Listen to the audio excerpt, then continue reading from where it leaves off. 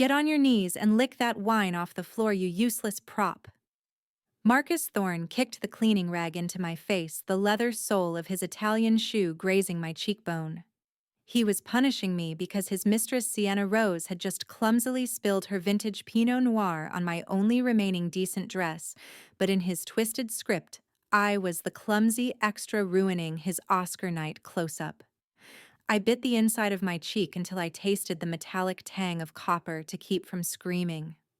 The noise of the party around us did not stop. The Hollywood elite merely clinked their crystal glasses and turned their heads, pretending not to see the great director disciplining his mentally unstable wife. This was the role Marcus had written for me 5 years ago.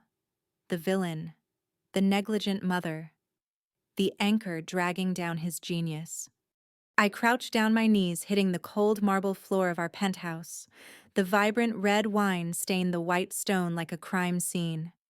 I reached for the rag, but a stiletto heel slammed down on my hand. The sharp pain shot up my arm, but I did not pull back. I looked up into the mockingly sympathetic eyes of Sienna Rose. She leaned down her diamond earrings, catching the light, and whispered loud enough for the circle of investors to hear. Poor Elena.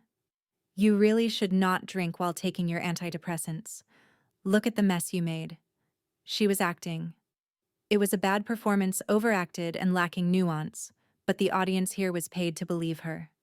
Marcus grabbed my upper arm, his fingers digging into my bicep with bruising force. He hauled me up like a sack of unwanted laundry. Get out of my sight, Elena. Go to the study and wait for the lawyers. We are ending this tonight. He shoved me toward the hallway. I stumbled but caught my balance on a waiter holding a tray of champagne. The tray rattled ominously. I did not look back. I knew Marcus was already charming the room, explaining my frailty, my episodes, my burden on his artistic soul. He did not know that I was counting every second. I had stayed in this hellhole for exactly 1,825 days for a reason, and tonight, he had just given me the final cue I needed. I entered the study. The walls were lined with posters of movies I had written, but his name was the one embossed in gold as the creator.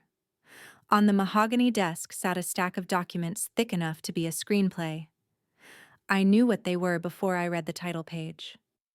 A divorce settlement and a non-disclosure agreement. I walked over and flipped the first page. It was brutal. I would get nothing. $0, no alimony. And most importantly, I would sign over the full intellectual property rights to his upcoming project, The Silent Child. The script about the death of our daughter. The script that painted me as the monster who let her drown. The heavy oak door creaked open behind me. Marcus walked in, locking the door with a decisive click. He loosened his bow tie and poured himself a glass of scotch, ignoring my presence until he took the first sip. You read it. Good. Sign it. He did not ask. He commanded. It was the voice he used on set when he was losing daylight. I looked at him, my expression blank behind the dark sunglasses I wore to hide the bruises from last week. I am not signing this, Marcus. This is my story. My grief. You will not turn Lilia's death into your Oscar bait. Marcus laughed, a low, dry sound that lacked any humor. He walked around the desk and opened his laptop. He knew I would resist. He had prepared the shackle long ago. Do you really want to play this game again, Elena? He pressed a key. The sound of static filled the room, followed by a sound that tore through my chest like a physical bullet. It was the sound of a little girl crying, screaming for her mommy. Splash. Silence. Splash. Mommy, where are you? The recording cut off. My knees buckled. I gripped the edge of the desk, my knuckles turning white. He had edited it. He had cut out the part where I was screaming her name, where I was diving into the pool, where I was performing CPR until my own lungs burned. He had only kept the silence and her plea. If you do not sign, Marcus said, his voice smooth and lethal, I release this to TMZ tomorrow morning. The headline will be, "The Crazy Mother Who Listened While Her Child Drowned." You will go to prison for manslaughter, Elena. Or at least you will be destroyed so thoroughly that you will wish you were in prison. This was the trap. The logic was flawless in its cruelty. He held my freedom hostage with the memory of the person I loved most. For years, this threat had paralyzed me, but he forgot one thing. I have hyperthymesia. I remember everything. I remember the exact timestamp on the original file. I remember that he was the one who left the pool gate open because he was too high on cocaine to latch it. I remember seeing Sienna's car driving away from the back gate that afternoon. I did not need to fight him for the truth anymore. I needed him to believe he had won so he would lower his guard. I picked up the fountain pen. It felt heavy in my hand like a weapon. "You are a monster, Marcus," I said, my voice trembling with a feigned defeat. He smirked, taking another sip of his expensive scotch. "I am a visionary, Elena. You are just a plot hole I am fixing. Sign the papers, then pack your trash and get out of my house. I have security waiting to escort you to a motel." He checked his Rolex. "You have 2 minutes before I go back to the party. Do not make me come back in here." I lowered the pen to the paper.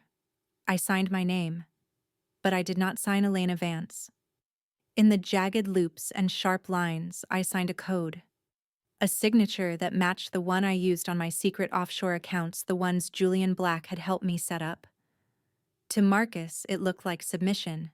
To the banking system, it was an authorization signal. I pushed the papers toward him. "Done. Now give me the hard drive." Marcus snatched the papers, checking the signature. He opened the safe behind the painting of himself and tossed a small black drive onto the desk. "A copy. I keep the original. Just insurance, my dear. Now get out." He did not wait. He turned his back on me to admire his reflection in the window, adjusting his hair. He was already thinking about his acceptance speech. He did not see me pocket the drive. He did not see me pull the lighter from my pocket, the one he used to light his Cuban cigars. I walked over to the wastebasket where he had thrown my original handwritten journals earlier that evening, the only proof of my sanity. I flicked the lighter. The flame danced in the reflection of my sunglasses. I dropped it into the basket. The paper caught fire instantly. The smoke curled up, carrying the scent of burning ink and old tears. Marcus turned around, smelling the smoke. "What are you doing, you crazy bitch?" "I am cutting the scene, Marcus," I said, my voice dropping an octave, losing all the tremble. I picked up a tube of red lipstick from the desk. Sienna had left it there earlier to mark her territory. I walked to the large vanity mirror on the wall. Marcus moved to stop me, but the fire alarm suddenly blared. The sprinklers overhead hissed and burst open, drenching the room in a sheet of artificial rain. The water soaked his tuxedo, ruining his perfect image.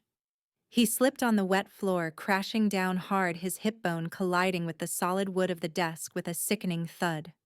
I stood over him, the water running down my face, washing away the facade of the weak wife. I wrote one word on the mirror in blood-red letters: "Cut." Then I turned and walked out of the study, leaving him groaning on the floor amidst the soaking wet papers. The party outside was in chaos. Guests were screaming, running for the exits as the alarms howled. No one noticed the woman in the black dress slipping out the service elevator. I walked out into the cool night air of Los Angeles. A black limousine was waiting at the curb, engine idling a low purr. The window rolled down, revealing the sharp profile of Julian Black. He did not look at me. He just unlocked the door. "You are late, Ava." He used my new name. I slid into the leather seat, closing the door on Elena Vance forever. I pulled the wet contract from my pocket. It was ruined by the sprinklers, illegible, but the digital signal I had sent when I signed it was already racing through the servers. "Did you get it?"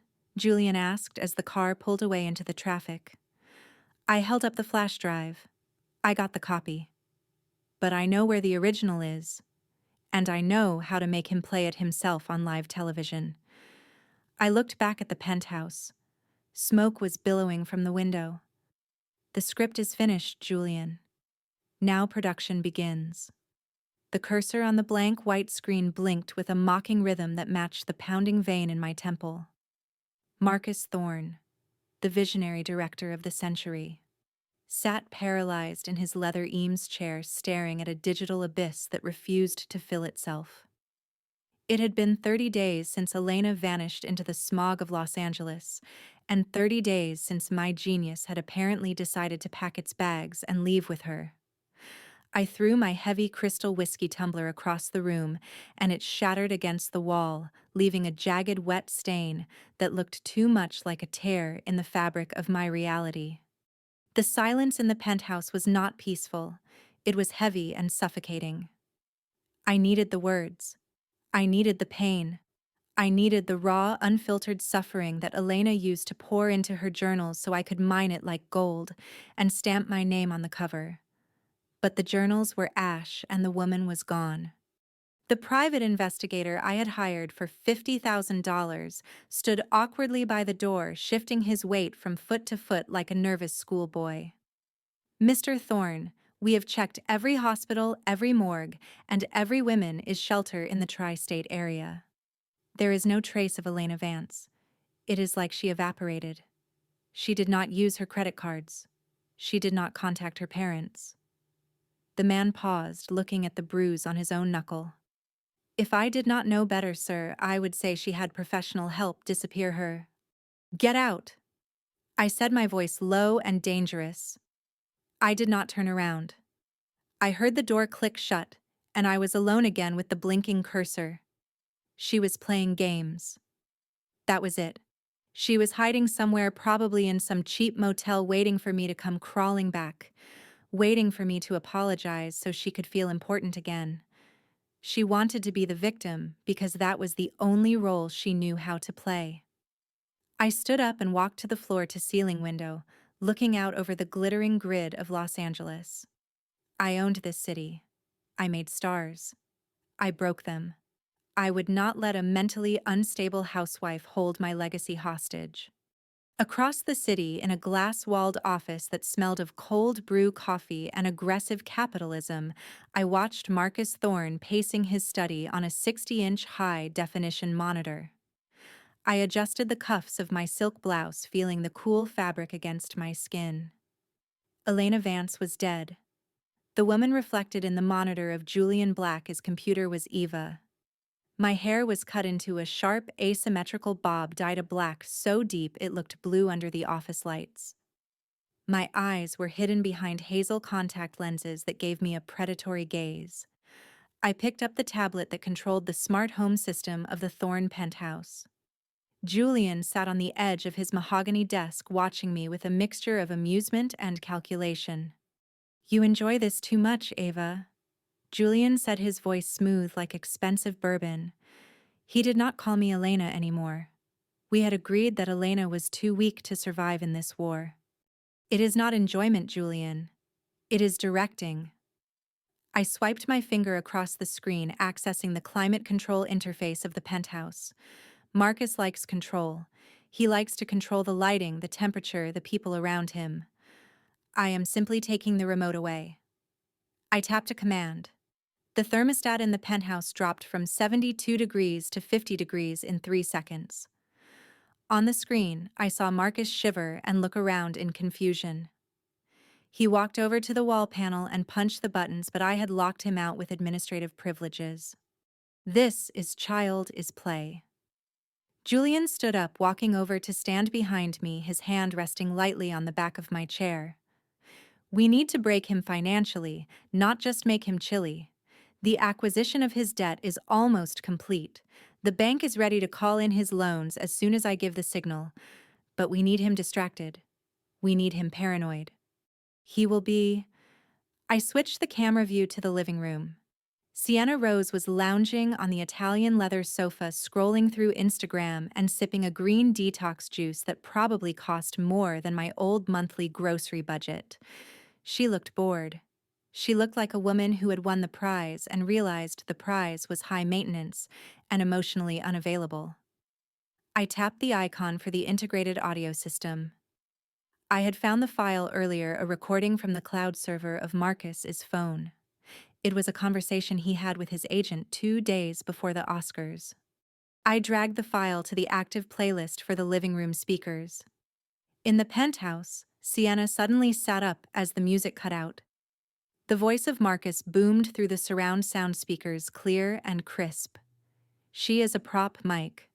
Sienna is just a prop. She looks good on the red carpet, but God, she is exhausting. She has the intellectual depth of a puddle. Once the press tour is over, I am dumping her. I need a muse, not a plastic doll. On the screen, I saw Sienna drop her glass. The green juice exploded across the white rug. She stood up, her face twisting from shock to humiliation, and then to absolute fury.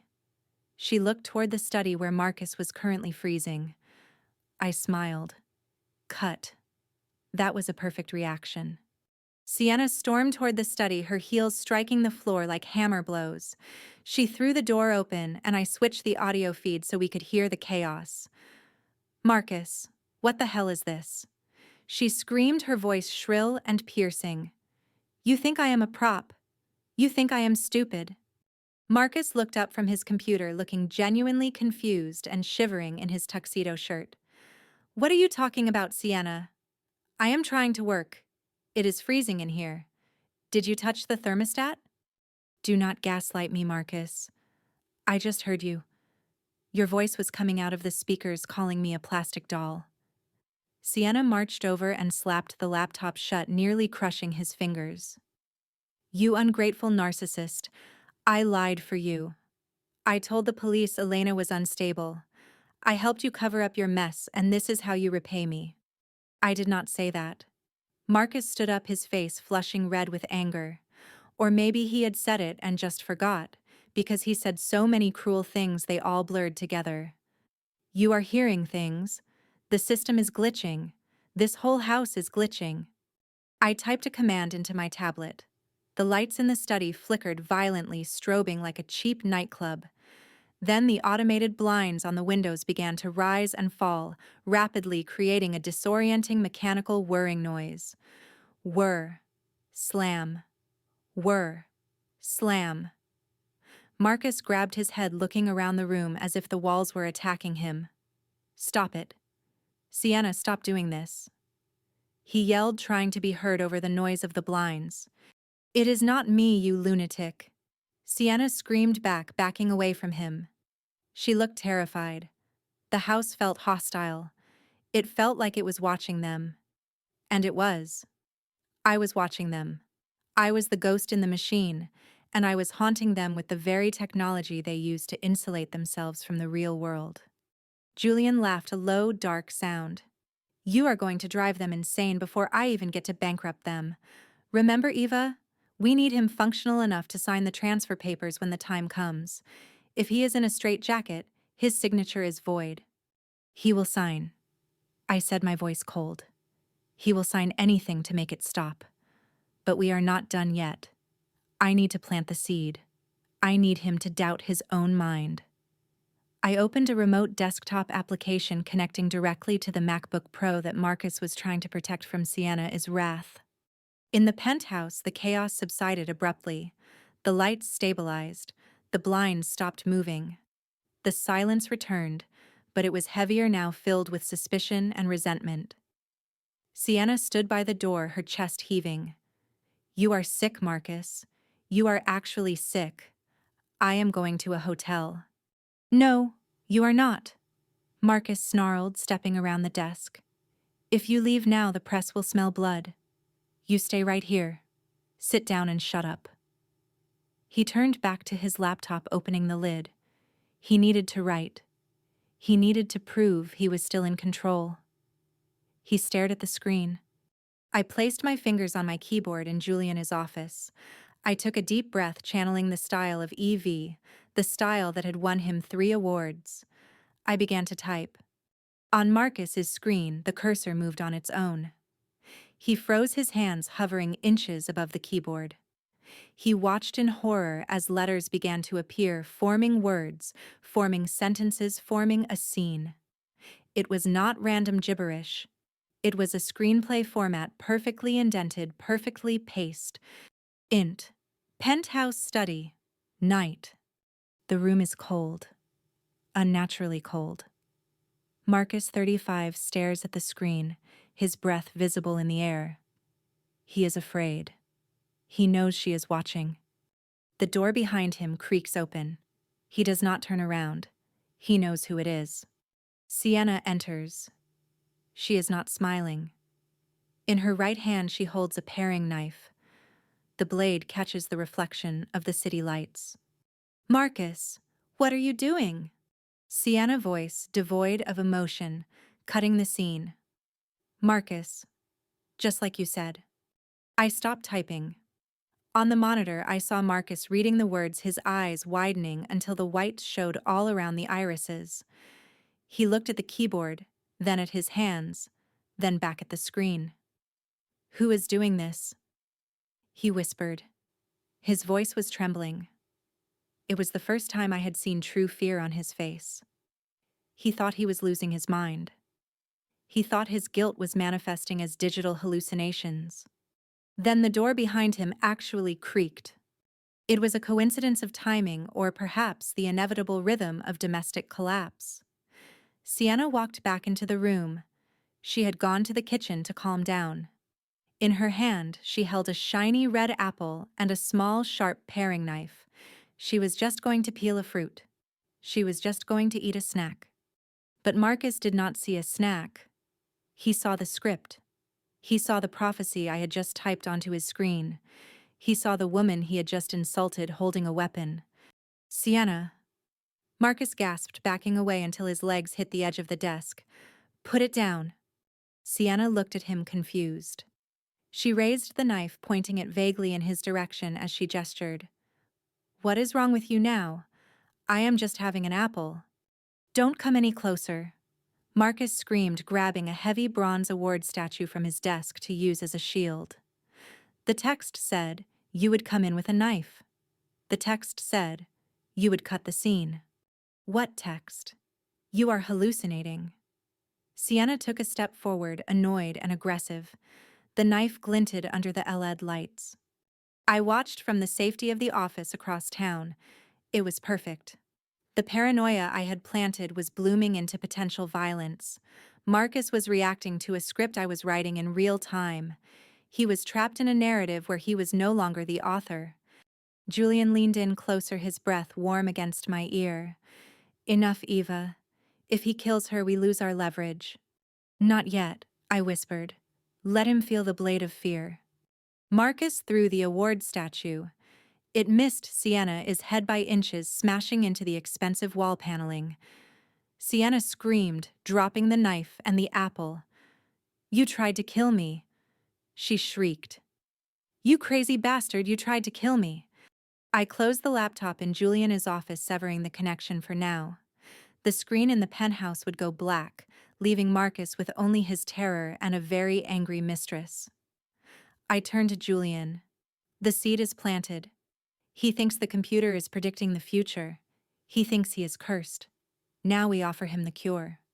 Julian nodded, walking back to his desk and picking up a thick file. The bank calls his loan tomorrow morning at 9. He will be desperate. He will need a savior. And that is when Eva walks in. I stood up, smoothing my skirt. I walked to the window, looking out at the city lights. Somewhere out there, Marcus was cowering in his cold, dark penthouse, terrified of his own technology, terrified of the women in his life. The production had begun, and the first act was a tragedy. Prepare the jet, Julian, I said, staring at the reflection of my new face in the glass.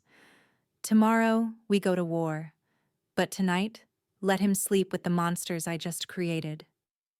The sunlight streaming through the shattered blinds of the penthouse was not a warm embrace, but a harsh interrogation lamp exposing the wreckage of my life. I lay on the Italian leather sofa that still smelled faintly of the green juice Sienna had spilled the night before, mixed with the stale reek of my own scotch and fear. My head felt like it had been split open by a grip truck. The silence of the smart home system was deafening. After the chaotic light show and the self-writing script of last night, the system had gone dormant, leaving me in a technological purgatory. I reached for the bottle of aspirin on the floor, my hand shaking with a tremor I could not control. I told myself it was just stress. It was just the pressure of the upcoming production. I was Marcus Thorne. I was a god in this town. Gods do not have nervous breakdowns because of a computer glitch.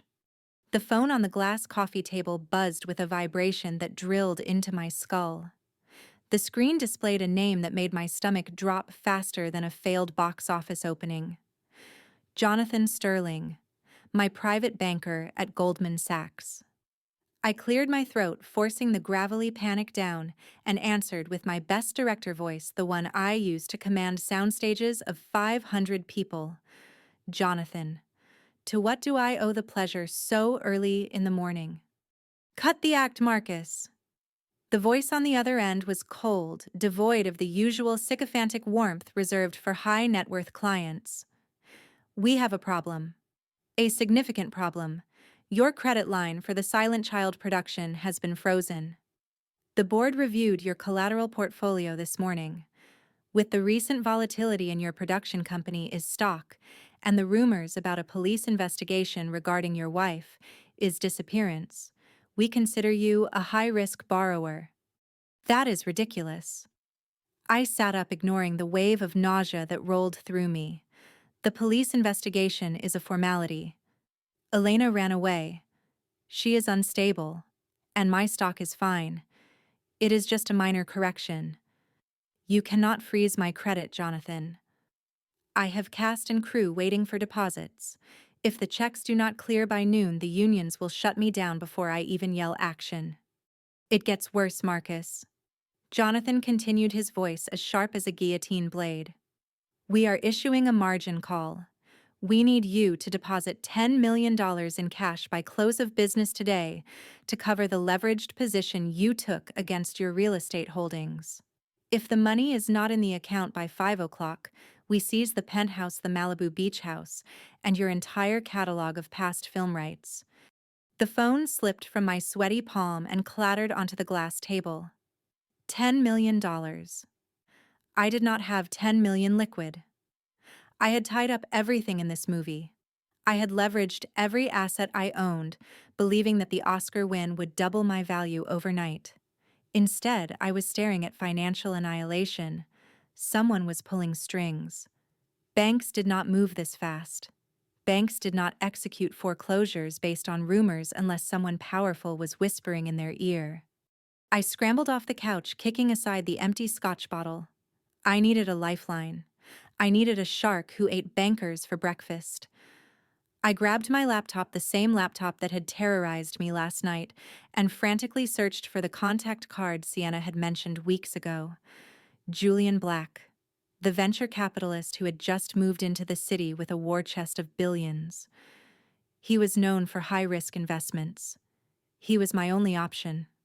Sienna walked into the living room wearing oversized sunglasses and carrying a Louis Vuitton suitcase. I am going to the Four Seasons, Marcus. I cannot stay here. This house is cursed, and you are losing your mind.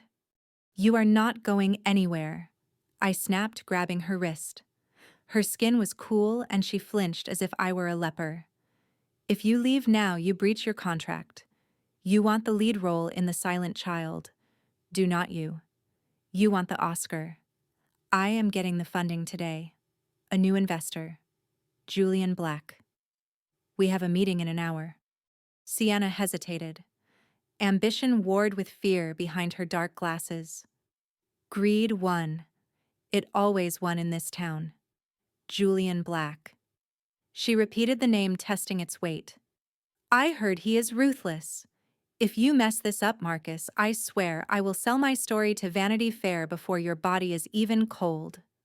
I stood in the elevator of the Black Capitol Tower, watching the numbers climb toward the clouds. My reflection in the polished steel doors looked haggard.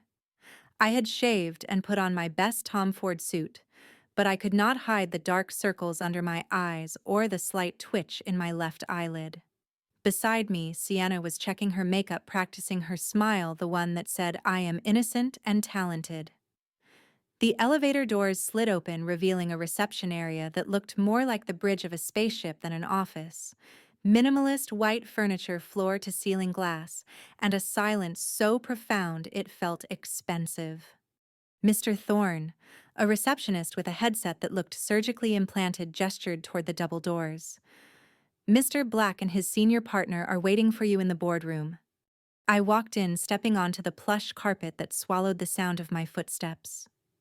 Julian Black sat at the head of a long table made of black obsidian. He did not stand up.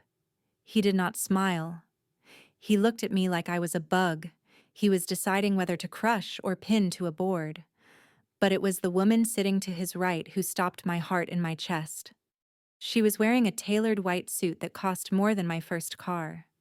Her hair was a sharp black bob cutting across her jawline like a knife. Her lips were painted a dark crimson. But the eyes, those eyes. "Elena." I breathed the name escaping my lips before I could stop it. My legs felt weak. I gripped the back of a chair to keep from falling.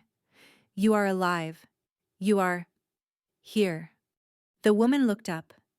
Her expression was one of mild annoyance mixed with professional boredom. She turned to Julian and spoke in rapid, fluid Italian. "Chi è questo pazzo?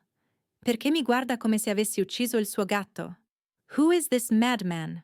Why is he looking at me like I killed his cat?" Julian chuckled, a sound that lacked any warmth. "Mr. Thorne, please sit down.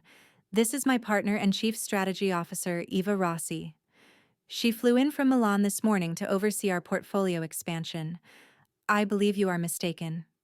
I stared at her. I studied her face, searching for the flinch, the nervous tick, the sadness that always haunted Elena's eyes. But this woman stared back with a predatory gaze that was completely alien. Her eyes were hazel, not brown. Her nose seemed slightly sharper, and her posture was rigid, commanding. Elena slumped. This woman owned the space she occupied. I apologize." I stammered, sitting down slowly. "The resemblance is striking. My wife. She has been missing." "Ms. Rossi does not care about your domestic melodramas."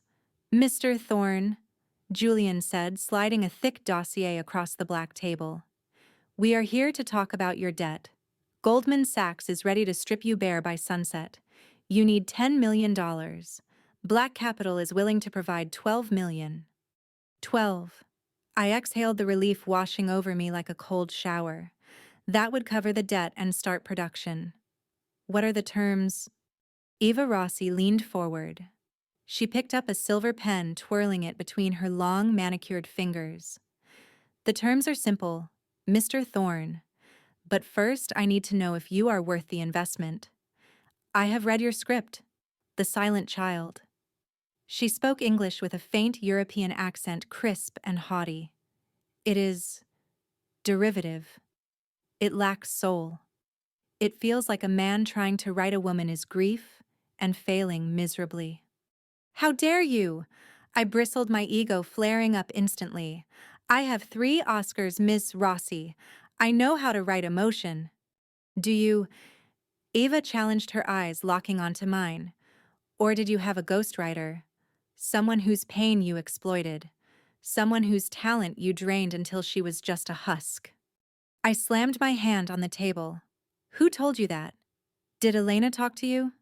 "Stop the accent, Elena. I know it is you. Stop playing games." Eva did not flinch. She did not even blink.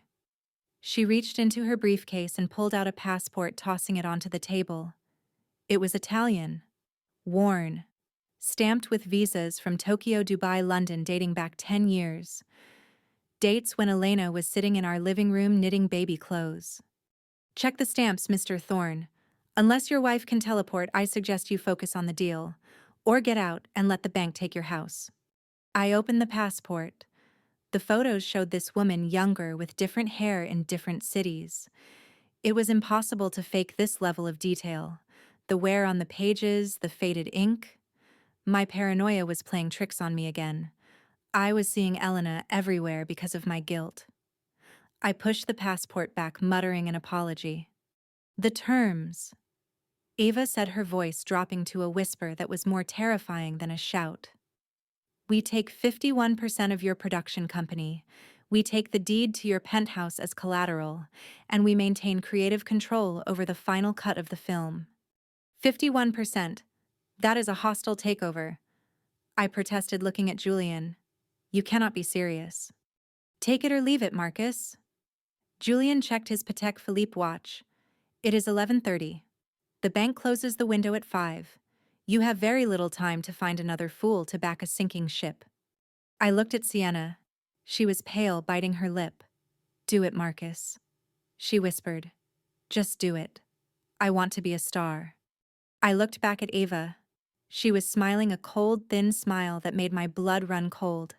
It was the smile of an executioner who enjoyed her work. Fine. I hissed. I will sign. Not yet. Eva stood up, walking around the table until she stood right next to me. She smelled of expensive perfume and something else, something sharp like ozone. There is one more condition. The script needs a rewrite. The mother character. She is too weak in your version. I want her to be the villain. I want you to write a scene where she drowns the child herself. My stomach churned.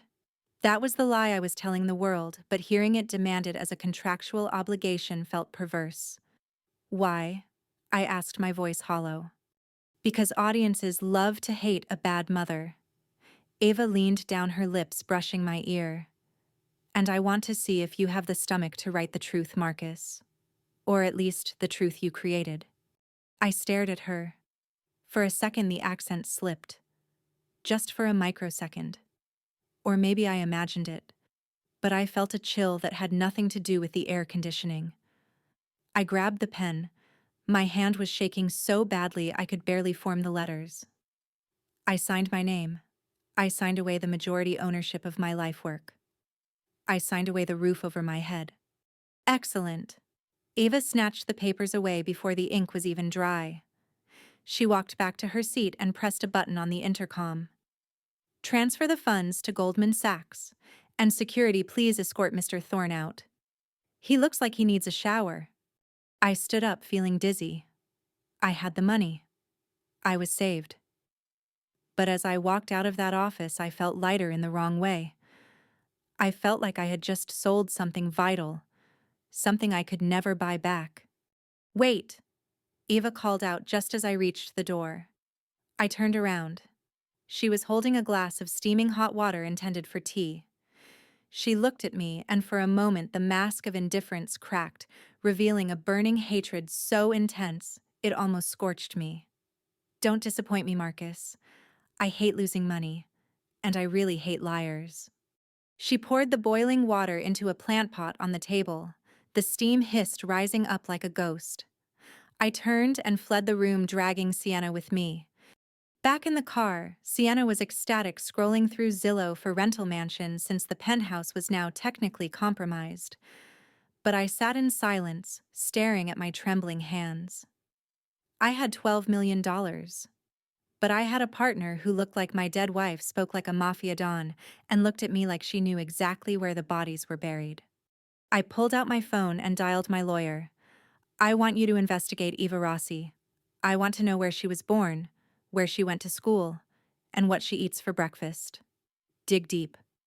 Why, Marcus? The lawyer asked. You got the money, didn't you? Because, I whispered, watching the black Capitol Tower disappear in the rearview mirror. I think I just signed a deal with the devil, and I think she is going to come to collect a lot more than just money. Suddenly my phone pinged with a notification. It was an email from Eva Rossi. The subject line read, "Script Revision Notes." I opened it. There was no text, just a single attachment. A photo. It was a photo of me taken from the ceiling of the boardroom 5 minutes ago, signing the contract. But in the corner of the photo, reflected in the glass of the window behind me, was a faint, translucent image of a little girl standing next to Eva. My daughter. I screamed, dropping the phone. It clattered to the floor of the limo. "What is it?" Sienna yelled, startled. "Drive." I shouted at the driver, my heart hammering against my ribs like a trapped bird. "Just drive." The air inside Studio 4 was stagnant and smelled of stale coffee and desperate ambition. It was the smell of Hollywood. Marcus Thorne sat behind the long casting table, his face pale and slick with sweat. He kept rubbing his left arm as if checking that his heart was still beating. The photo I had sent him, the one with the ghostly reflection of our daughter, had done its work. He was terrified. He was looking at the shadows in the corners of the soundstage, expecting them to grab him. But he was also greedy. The $12 million I had wired to his account was the adrenaline shot keeping him upright. He needed this casting to be perfect. He needed Sienna Rose to prove she was worth the chaos she had caused. I walked into the room just as the assistant director yelled quiet on the set. My heels clicked against the concrete floor with a rhythmic military precision. Every head turned. The crew looked at me with curiosity. Marcus looked at me with dread. Sienna stood in the center of the spotlight holding a script. She looked beautiful in a fragile, manufactured way. Her skin was flawless, her hair a cascade of gold, but her eyes darted to me and I saw the flicker of insecurity. She knew I was the new owner of her boyfriend. She just did not know I was the old owner of her karma. "Eva." Marcus stood up, his chair scraping loudly against the floor.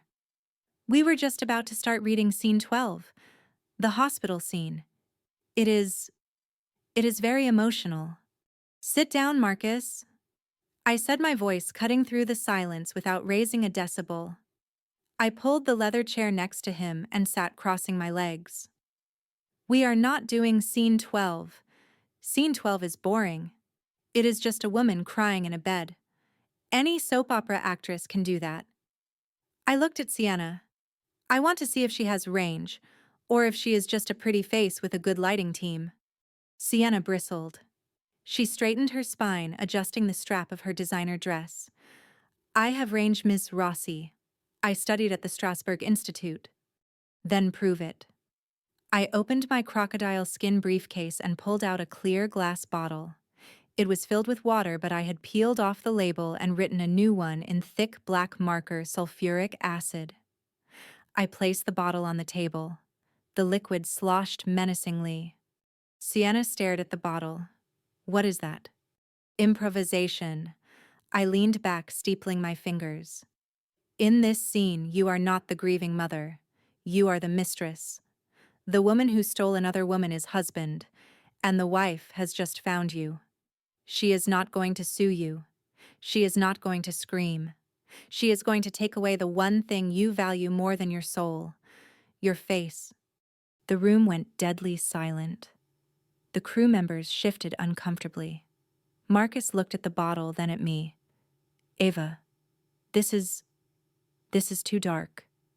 We cannot." "It is safe, Marcus. It is just a prop." I interrupted him, keeping my eyes locked on Sienna, unless of course Sienna is afraid of props. I picked up the bottle and held it out to her. "Here is the scenario. You are cornered.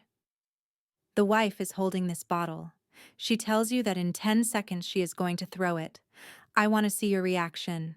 I want to see the moment you realize your career, your fame, and your future are about to melt off your skull." Sienna hesitated. Her hand trembled as she reached for the bottle. She knew it was water. Logically, she knew. But I was projecting such an intense aura of malice that she began to doubt reality. She took the bottle. It was heavy. "Action," I whispered. Sienna took a breath. She started to whimper. "Please. Please do not. I did not mean to hurt anyone. It was terrible acting. It was the kind of acting you see in a high school play." She was trying to look pretty while begging. She was tilting her head to catch the key light. "Cut." I slammed my hand on the table. Terrible. Absolutely garbage. I stood up and walked into the circle of light. I circled her like a shark circling a swimmer. You are lying, Sienna. You are not scared. You are worried about your camera angle. You think this is a game? I leaned in close to her ear. My voice dropped to a frequency only she could hear. Do you remember the clinic in Tijuana, Sienna? The one you went to 5 years ago? The cheap facelift you got before you met Marcus? The one that left a scar behind your left ear? The one you cover with concealer every morning? Sienna froze. Her eyes widened. Her breath hitched in her throat. How? How do you know that? I know everything. I continued relentlessly. I know that your beauty is a patchwork of silicone and stitches. I know you are terrified that one day the stitches will pop and the monster underneath will show. Imagine the acid sienna. Imagine it eating through the expensive skin grafts. Imagine the silicone melting. Imagine looking in the mirror and seeing the nothingness you truly are. Sienna's breathing turned into hyperventilation. The sweat beading on her forehead was real now. She looked at the bottle in her hand. The water inside caught the light, and for a second in her terrified mind it looked viscous, yellow, burning. Throw it, I ordered. Throw it at yourself or I will ruin you. No, she sobbed, backing away. I cannot do this. Act, Marcus yelled from the table. He was desperate. He needed this take. He saw the intensity I was extracting and he wanted it on film. Do what she says, Sienna. Give me the emotion. Sienna looked at Marcus, then at me. The pressure was crushing her. The secret I had whispered was a knife in her gut. She lost her grip. The bottle slipped from her sweating palms. It crashed onto the concrete floor. Glass shattered. The water splashed onto her legs. Sienna screamed. It was a blood-curdling scream of pure terror. She fell to the floor, clawing at her legs, frantically wiping away the water, convinced it was acid burning her flesh. Get it off. Get it off me. My skin. It burns. The crew gasped. Some rushed forward. But I held up a hand, stopping them. Wait. Sienna was rolling on the floor, sobbing hysterically, checking her legs for burns that did not exist. Her makeup was smeared, making her look like a distorted clown. She looked pathetic. She looked ugly. I turned to Marcus. He was standing looking down at his mistress with a mixture of shock and disgust. He did not see a victim. He saw a liability. He saw an actress who had broken character and lost her mind over a splash of water. Pathetic, I said coldly. She cannot distinguish reality from fiction, Marcus. How can she carry your film if she cracks under a little water? Marcus looked at me. Then he looked at the $12 million contract in his mind. He made his choice. He walked over to Sienna. She was still whimpering, clutching his pant leg. Marcus, help me. She burned me. Marcus kicked her hand away. Get up, you idiot. It is water, he hissed. You are embarrassing me. Sienna looked up, blinking through her ruined mascara. What? It is water. Marcus roared, his voice echoing off the soundstage walls. He grabbed her arm and yanked her to her feet with a force that made her wince. You just ruined the take. You are hysterical. You are useless. But she said. Sienna pointed at me, her hand shaking. She was directing you. Marcus shouted right in her face, spitting saliva. And you failed. You call yourself an actress. You are nothing but a gold digger with a pretty face, and now you do not even have that because you look like a raccoon. Get out of my sight. Sienna stood there, stunned. The man she had betrayed me for, the man she had committed crimes for, was now publicly humiliating her to please his new financier. The betrayal was absolute. I walked over to the table and picked up my bag. I think we need to recast the lead role, Marcus, I said casually, as if discussing a dinner menu. She is too fragile. We need someone with a backbone. Marcus nodded immediately, turning his back on Sienna. You are right, Ava. Absolutely right. I will have casting call the next agency. Get security to escort Miss Rose off the lot. Sienna let out a choked sound, a mix of a laugh and a sob. You are firing me after everything I did. Security, Marcus yelled, not even looking at her. Two large guards stepped out of the shadows. They took Sienna by the arms. She struggled for a moment, then went limp. As they dragged her past me, she looked into my eyes, and in that moment, she saw it. She saw the familiar glint of triumph that Elena used to have when she finished a script. You, she whispered. It is you. I winked. A slow, deliberate wink. Goodbye, Sienna. Try not to trip on your way out. The doors slammed shut behind her, leaving a heavy silence in the studio. Marcus wiped his forehead with a handkerchief. I apologize for that, Eva. She has been under a lot of stress. Stress kills investments. Marcus, I said, checking my watch. You have 24 hours to find a new lead. And fix the script. The mother needs to be darker. Like I said.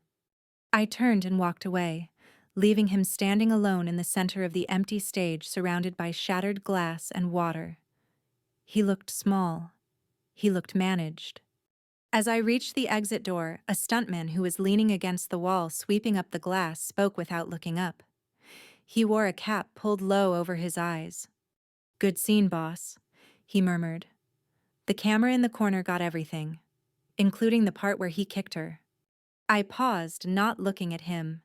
Send the footage to Julian. Leak it to TMZ under an anonymous source. Let us title it, Director Marcus Thorne Assaults Actress During Audition. Consider it done, the stuntman said. I pushed the heavy metal door open and stepped out into the blinding California sun. The air tasted sweet. Phase 1 of the psychological demolition was complete. Marcus had isolated himself. He had cut off his only accomplice. Now he was alone with me, and he still had no idea that the camera rolling in his life was one he could not turn off. I put on my sunglasses. Time to write the next scene. This one would be a tragedy for the critics, but a comedy for me. You are toxic waste. Marcus Thorne, the headline screamed in bold red letters as the iPad shattered against the wall of the limo, the glass spiderwebbing like his fracturing career. Marcus sat in the back of the Maybach, his chest heaving as the notification sounds on his 3 phones merged into a single continuous drone of catastrophe. It had only been 40 minutes since I walked out of the studio, but the internet moved faster than light when it smelled blood. TMZ had the exclusive. The video was grainy, shot from a low angle by my planted stuntman, but the audio was crystal clear. It captured the exact moment Marcus screamed, "You are nothing but a gold digger," and the sickening thud of his Italian leather shoe connecting with Sienna's hand as she tried to grab his leg. I sat across from him in the limo, coolly checking the stock market on my phone.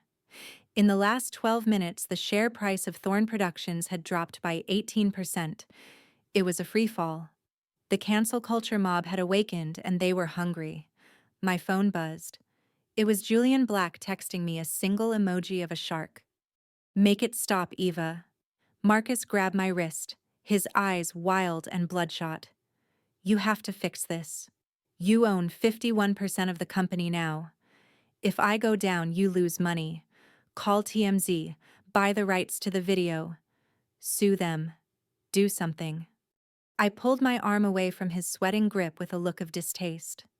You cannot sue the truth, Marcus. And you cannot buy silence when the video has already been shared 2 million times on Twitter. I turned the screen of my phone toward him. Look at the comments. They are calling for your arrest. The Screen Actors Guild is already drafting a statement to suspend your membership. Cadillac just canceled your sponsorship deal. You are bleeding cash by the second. It was Sienna. Marcus hissed, his teeth grinding together. That ungrateful little snake. She leaked it. She wants to destroy me because I fired her. I nodded slowly, feeding his paranoia. It makes sense. Who else had the motive? And look at this. I tapped the screen, bringing up a Twitter profile. I had hacked Sienna's account 10 minutes ago while Marcus was screaming at his publicist. I posted a tweet that was vague enough to be legal but specific enough to trigger Marcus's deepest fear. The tweet read, "The abuse today was nothing compared to what happened 5 years ago at the pool. The truth about Lily comes out tonight. Justice for Lily. Monster." Marcus read the tweet. His face went from red to a terrifying shade of ash gray. The air in the car seemed to freeze. He dropped the phone as if it were burning hot. "She knows," he whispered. "She was there. She saw me leave the gate open. She is going to talk. If she talks about the drowning Marcus, you go to prison for manslaughter." I said, my voice low and urgent. "And I lose my investment. We cannot let that happen. I have to stop her." Marcus looked at the door handle. "I have to shut her up before she goes live." I leaned forward, offering him the solution that was actually a noose. "She is at the Four Seasons. My sources tell me she is meeting a journalist from the New York Times in 1 hour. If you get to her first, maybe you can reason with her. Remind her of the non-disclosure agreement. Remind her that if she talks, she goes down as an accomplice. Reason with her." Marcus let out a dark, manic laugh. "I am going to destroy her." He banged on the partition glass. "Driver, turn around. Go to the Four Seasons. Now. Drive on the sidewalk if you have to." The heavy car swerved, making a U-turn across 3 lanes of traffic. Horns blared around us, but Marcus did not hear them. He was staring out the window, rehearsing his threats. He did not see me text Julian. "The rabbit is in the hole. Set up the camera." 20 minutes later, the car screeched to a halt in front of the hotel. Marcus jumped out, not waiting for the doorman. He looked disheveled, his tie crooked, his eyes manic. He looked like a man on a rampage. I followed him, keeping a safe distance, holding my phone up as if I were recording a voice memo, but I was actually activating the remote access to the smart TV in Sienna's hotel room. Julian had arranged for a gift basket to be delivered to her room earlier, containing a hidden router that bridged her local network to my control. We stormed through the lobby. Marcus threw a stack of $100 bills at the concierge. "Room number for Sienna Rose. Give it to me or I buy this hotel and fire you." The terrified concierge typed rapidly. "Room 402. Mr. Thorne, please, no trouble."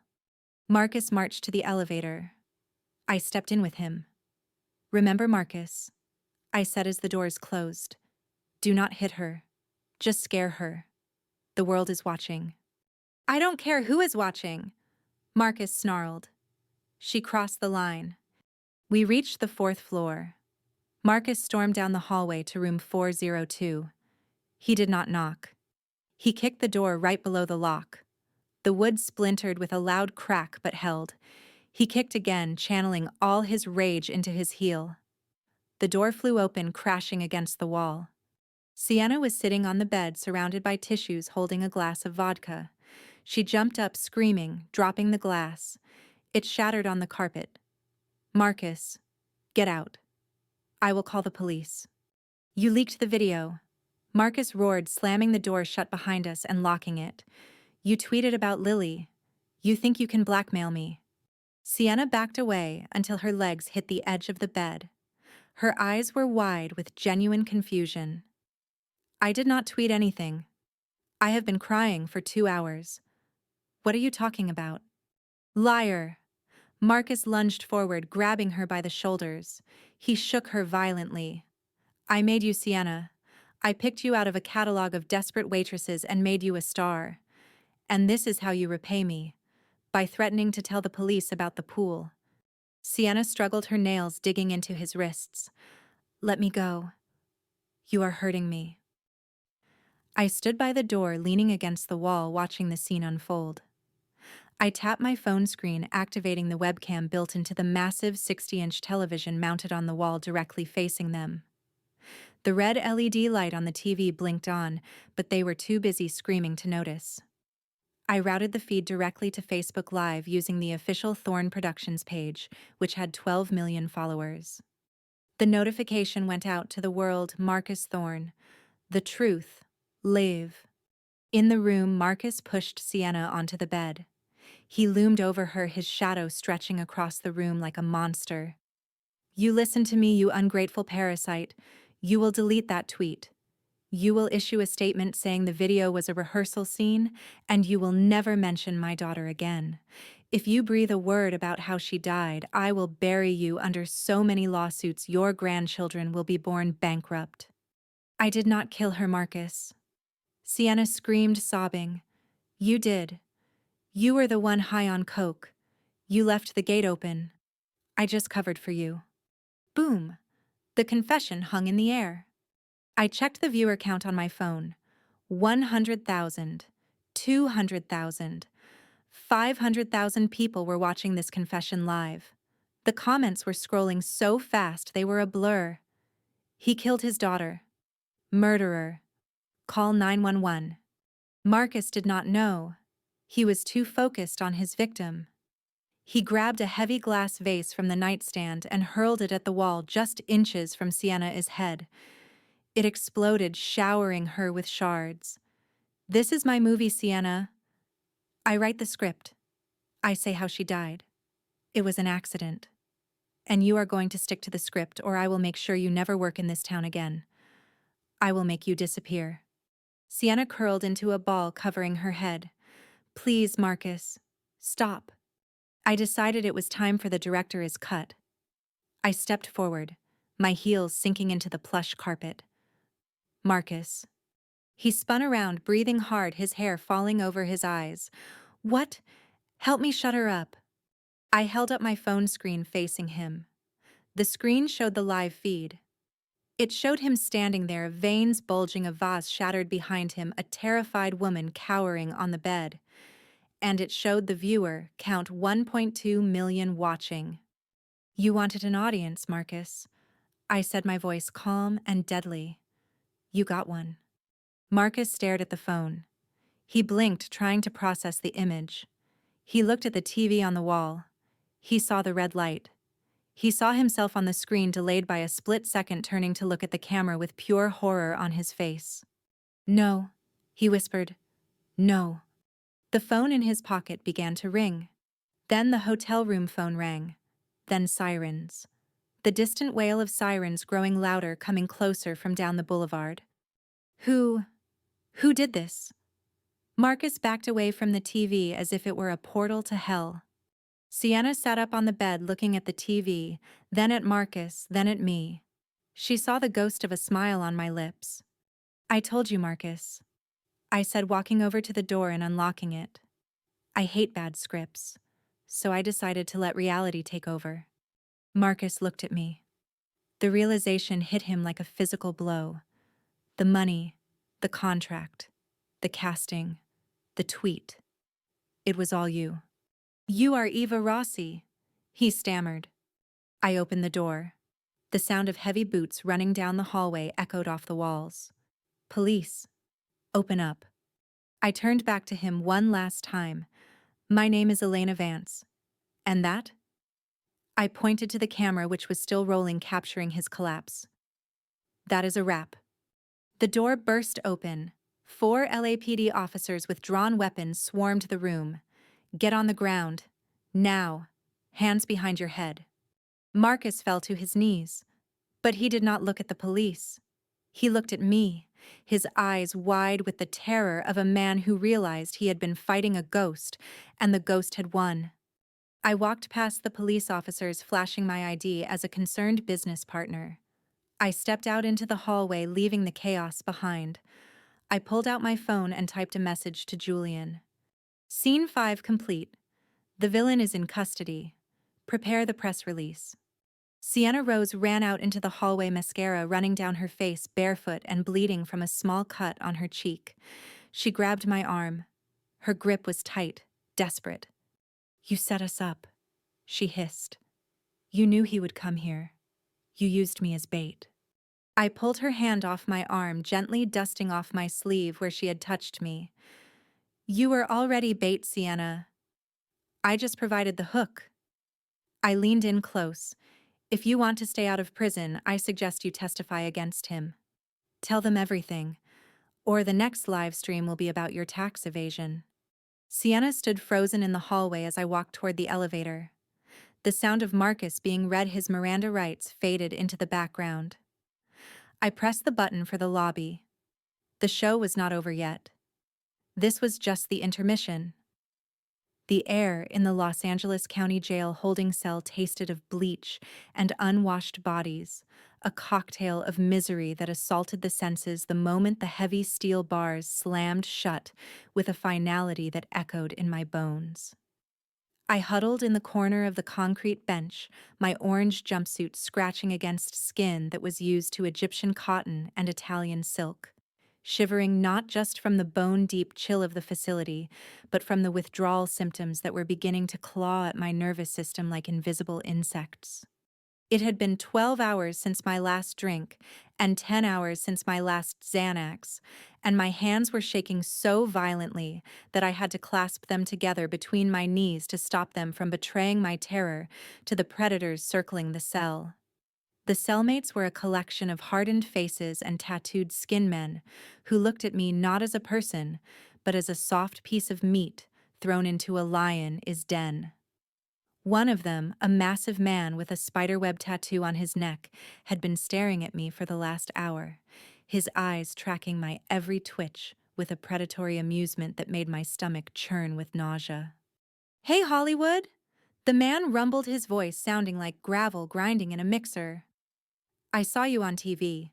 You are the guy who likes to drown little girls, right?" "I did not kill her," I whispered, my voice cracking dry and pathetic in the acoustic hostility of the cell. "It was an accident. The video. It was out of context."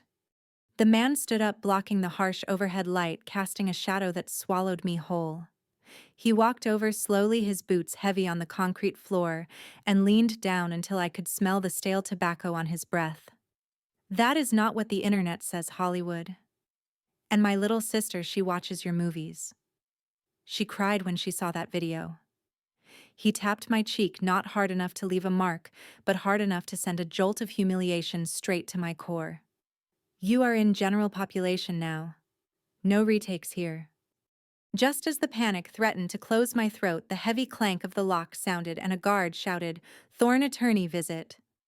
The relief was so intense I almost wept, stumbling to my feet and following the guard out of the cage, my legs feeling like jelly. I was led through a maze of sterile corridors past rows of cells, where hands reached out through the bars and voices shouted obscenities, until I was shoved into a small interrogation room with a scratched metal table and a two-way mirror that I knew hid nothing but judgment. Arthur Pendleton. My lead defense attorney sat on the other side of the table, looking impeccably groomed in a charcoal suit that cost more than the bail bond I was praying for. He did not stand up to shake my hand. He just gestured to the metal chair opposite him, his expression grim and professional. The look of a man who is calculating the damage to his own reputation rather than worrying about his client is freedom. "Get me out of here, Arthur," I pleaded, sinking into the chair and gripping the edge of the table. "Pay the bail, whatever they want. 2 million, 5 million. Just get me out. I cannot stay in there. They know who I am." Arthur sighed, opening his leather briefcase and pulling out a file that looked terrifyingly thin. "Judge Harrison denied bail, Marcus. The prosecution argued that you are a flight risk given your connections to private jets and offshore accounts. And with the viral nature of the live stream, the district attorney is looking to make an example of you. They are charging you with aggravated assault, felony domestic violence, and they are reopening the investigation into Lily's death as a homicide." Homicide. I gasped, the room spinning around me. That was 5 years ago. They ruled it an accidental drowning. "That was before you confessed on Facebook Live to 12 million people that you write the script on how she died," Arthur said coldly, pulling out a tablet and playing the clip where I screamed at Sienna. The audio was damning. My own voice, twisted by rage, sounded like a confession of God, complex, and murder. The public opinion has convicted you, Marcus. The jury pool is tainted. Our only strategy now is to attack the credibility of the witnesses. What do you mean? I asked, wiping the cold sweat from my forehead. We have to destroy Sienna Rose. Arthur explained, his voice devoid of emotion, as he laid out the strategy of total war. We paint her as a scorned lover, a drug addict who hallucinated the abuse. We say the video was a deep fake orchestrated by a competitor. And as for your wife, we need to prove Elena Vance was mentally incompetent, that she was the one who left the gate open and you took the blame to protect her. We need to gaslight the entire world, Marcus. It is the only way you avoid a life sentence. I nodded slowly, the desperation overriding any shred of morality I had left. Do it. Destroy them both. Just get me out. The door to the interrogation room buzzed and clicked open. I expected a guard to take me back to hell, but instead the air in the room shifted instantly, changing from the smell of stale coffee to the scent of expensive perfume and ozone. Ava Rossi walked in. She was wearing a black trench coat that looked like mourning attire for a funeral she was eager to attend, and she held a leather portfolio under her arm. Arthur looked up surprised, but before he could speak, Eva placed a document on the table. Mr. Pendleton, your firm has just been retained by Black Capital for a merger acquisition case that requires your immediate attention in New York. Eva said, her voice smooth and commanding. You are conflicted out of representing Mr. Thorne as of 5 minutes ago. Your retainer has been refunded with a 20% bonus for the inconvenience. Arthur looked at the document, then at me, then back at Eva. He was a shark, but he knew when a bigger predator entered the water. He packed his briefcase without a word, knowing that the legal fees Black Capital offered dwarfed anything I could pay him now. Good luck, Marcus, he muttered before walking out, leaving me alone with the woman who was systematically dismantling my existence. You fired my lawyer, I hissed, standing up, but my legs were too weak to support my aggression and I slumped back down. What do you want, Elena? You want to gloat. You want to see me in orange. Ava sat down in the chair Arthur had vacated, her posture rigid and regal. She placed a single sheet of paper on the table between us. I am not here to gloat, Marcus. I am here to offer you a lifeline. I heard you have been having trouble with the other inmates. The man with the spiderweb tattoo. His name is Ramirez. He works for a cartel that Julian Black has some indirect influence over. I froze, the blood draining from my face. You set that up. You put a hit on me inside the jail. I am ensuring you get the full immersive experience, Eva corrected me, reaching into her bag and pulling out a pen. Ramirez can be your worst nightmare, or he can be your personal bodyguard. It depends entirely on your signature. I looked at the paper. It was a transfer of ownership agreement. It handed over the remaining 49% of Thorne Productions to Black Capital, along with all my personal real estate holdings, liquid assets, and future royalties. It left me with nothing. Zero. You want everything, I whispered, the realization of her cruelty hitting me harder than any physical blow. You want to leave me destitute. I want you to feel what it is like to have no power, Eva said, leaning forward, her eyes locking onto mine with an intensity that burned. You took my daughter. You took my voice. You took my name. This is just a balancing of the books. Sign the paper, Marcus, and Ramirez will make sure no one touches you. You will get a private cell. You will get medical attention for your withdrawal. You will survive to stand trial. And if I don't, I asked, my voice trembling. Eva checked her watch. Then Ramirez gets the signal that it is open season, and given what inmates do to child killers, you won't make it to the arraignment on Monday. I stared at the paper. The numbers blurred. 49%. 100%. It was just math, but it was my life. I picked up the pen. My hand shook so badly that the tip of the pen tapped a rhythmic staccato against the table. I was signing my death warrant as a free man to avoid my death warrant as a prisoner. I scrawled my name. It was barely legible, a jagged line of defeat. Eva pulled the paper away, inspecting the signature with a cold satisfaction. Smart choice. She stood up, buttoning her coat. Ramirez will bring you an extra blanket tonight. And Marcus, try not to scream in your sleep. It disturbs the other guests. She turned to leave, but I had to know. I had to understand the script she was writing.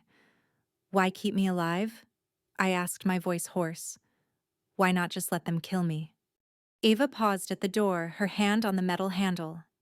She looked back over her shoulder, and for a second, the mask of Ava Rossi slipped completely, revealing the broken, grieving mother underneath. Because death is too easy, Marcus. Lily suffered for 3 minutes in that pool. You are going to suffer for the rest of your natural life. I want you to rot in a cage knowing that the world outside has forgotten you. I want you to watch me win with your company, with your money, with your legacy. That is the ending I wrote. She walked out, and the heavy door slammed shut. The sound echoed in the small room, bouncing off the concrete walls like a gunshot. I sat there alone, staring at the empty table. Suddenly, the silence was broken. Not by a sound in the room, but by a sound in my head. Daddy, help me. It was Lilia's voice, clear as a bell. I spun around, looking at the two-way mirror. Lily, I whispered. The water is cold, Daddy. Why didn't you close the gate? I covered my ears, squeezing my eyes shut, rocking back and forth. Stop it. Stop it. It is not real. It is the withdrawal. It is the stress. But the voice continued, weaving into the hum of the fluorescent lights. Action, Daddy. Action. I screamed. I screamed until my throat was raw, until the guards rushed in and pinned me to the table. They dragged me back to the cell, back to the smell of bleach and fear. But this time, as they threw me onto the cot, the man with the spiderweb tattoo did not sneer. He nodded, a subtle, respectful nod. Ava had kept her word. I was safe from them. But as I lay there in the dark, shivering under the thin blanket, I realized the true horror of my situation. I was safe from physical harm so that I could be fully present for the psychological torture. I was the main character in a horror movie that would never end, and the director was watching from a penthouse I used to own, sipping champagne and waiting for the next scene. I closed my eyes and saw the script scrolling behind my eyelids. Int, prison cell, night. Marcus sits alone. He realizes he has sold his soul for a blanket. He cries. Fade to black. I opened my mouth to scream again, but no sound came out. I had lost my voice. I had lost my audience. And for the first time in my life, I realized that the scariest part of the movie is not the monster. It is the silence after the monster leaves. All rise for the Honorable Judge Catherine Stone. The bailiff, his voice boomed across the mahogany-paneled courtroom of the Los Angeles Superior Court. I stood up from my seat in the back row, adjusting the silk scarf around my neck. I was dressed in a modest navy blue suit, the kind a grieving mother or a concerned business partner would wear. I was both. To the public, I was Ava Rossi, the savior who had tried to rescue Thorne Productions from financial ruin.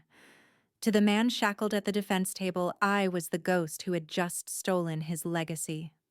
Marcus Thorne stood up. He looked terrible. The 48 hours in county jail under the protection of my associates had stripped away the golden veneer of the Hollywood director.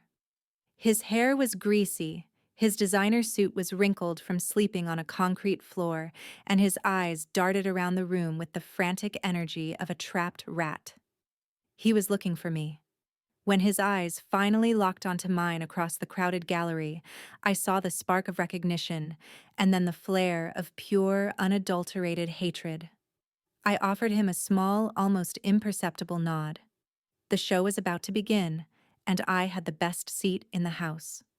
Before the judge could even sit down, the large monitors mounted on the walls of the courtroom, which usually displayed evidence, flickered to life. It was a news feed from CNBC silently running the morning headlines. The banner at the bottom of the screen read, "Breaking News. Thorne Productions officially rebranded as Lily Studios following hostile takeover." Marcus saw it. His mouth opened in a silent scream. The color drained from his face, leaving him ashen. He tried to lunge toward the screen, but the two court marshals behind him grabbed his shoulders, forcing him back into his chair. He turned to his new lawyer, a man named Richard Sterling, who I had handpicked for this exact moment. "Did you see that?" Marcus hissed loud enough for the front row to hear. "They changed the name. They erased me. Sterling, do something. You have to stop them." Richard Sterling arranged his papers with agonizing slowness. He did not look at his client. "Sit down, Mr. Thorne," Sterling whispered, but his voice carried the weight of a command. "We have bigger problems than a corporate rebranding. We are trying to keep you out of San Quentin." Judge Stone banged her gavel, the sound sharp and authoritative, like a gunshot in a library. "Order. Mr. Sterling, control your client, or I will have him restrained. We are here for the arraignment of Marcus Thorne on charges of aggravated assault and involuntary manslaughter. How does the defendant plead?" This was the pivot point. The moment I had scripted with meticulous care. Marcus opened his mouth to shout, not guilty, to shout that he was innocent, that he was framed. I could see the muscles in his throat tense. But Sterling stood up first. "Your Honor, the defense enters a plea of not guilty by reason of insanity." The courtroom exploded. Reporters in the gallery gasped and started typing furiously on their phones. Marcus froze. He looked at his lawyer as if the man had just stabbed him in the chest. "What?" Marcus shouted, jumping to his feet. "No, I am not insane. I am innocent. She set me up." He pointed a shaking finger at the empty space where he thought the truth existed. "Sit down, Mr. Thorne," Judge Stone yelled.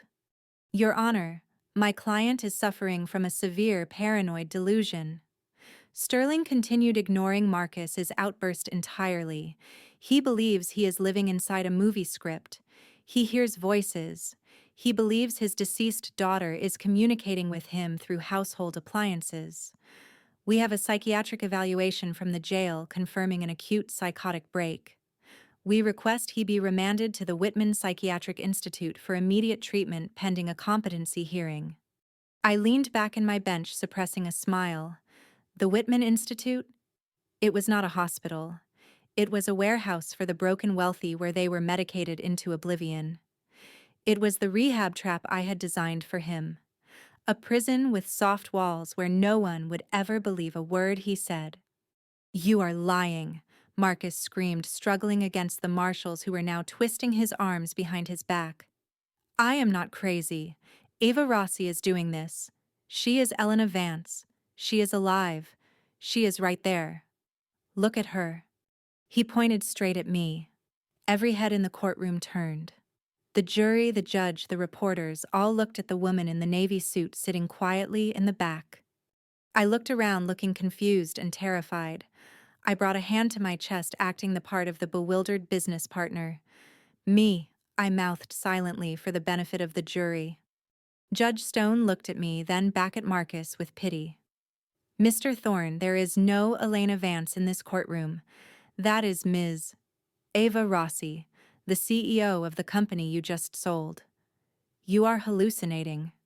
"No," Marcus roared, his voice cracking. "She is wearing a wig.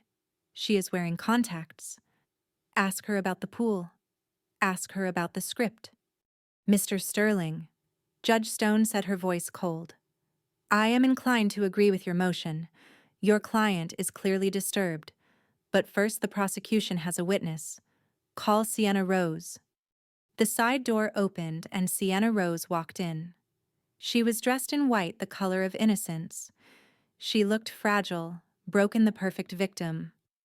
I had coached her well, or rather, I had terrified her well. She knew that if she deviated from the script, I had the evidence to send her to prison as an accomplice to manslaughter. She walked past Marcus without looking at him and took the stand. Miss Rose, the prosecutor, began, a sharp woman who smelled blood. Tell the court what happened the night of the live stream. Sienna took a deep, shaky breath. She looked at the jury, her eyes welling up with tears that were 50% acting and 50% genuine fear. He went crazy. He has been hearing voices for months. He kept saying that he needed to rewrite the ending. He hit me because I refused to lie for him. And what about his daughter Lily? The prosecutor pressed. Sienna sobbed, burying her face in a tissue. He told me he left the gate open on purpose. He said he wanted to be free to focus on his career. He said a crying baby was a distraction.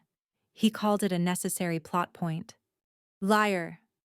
Marcus lunged forward, dragging the heavy defense table with him a few inches before the marshals slammed him down. That is a lie. You were there, Sienna. You saw me trying to save her. Sienna flinched, shrinking back into the witness chair.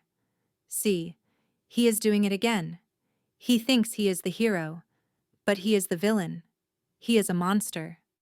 The jury was scribbling furiously. I could see the disgust on their faces. The narrative was set. Marcus Thorne was not just a negligent father. He was a sociopath who had sacrificed his child for art and then lost his mind when caught. It was a story Hollywood loved to hate. Sterling stood up. He did not cross-examine Sienna. He simply looked at the judge. Your Honor, the witness's testimony only confirms my client shows a long history of dissociation and delusional behavior. He needs a doctor, not a prison cell.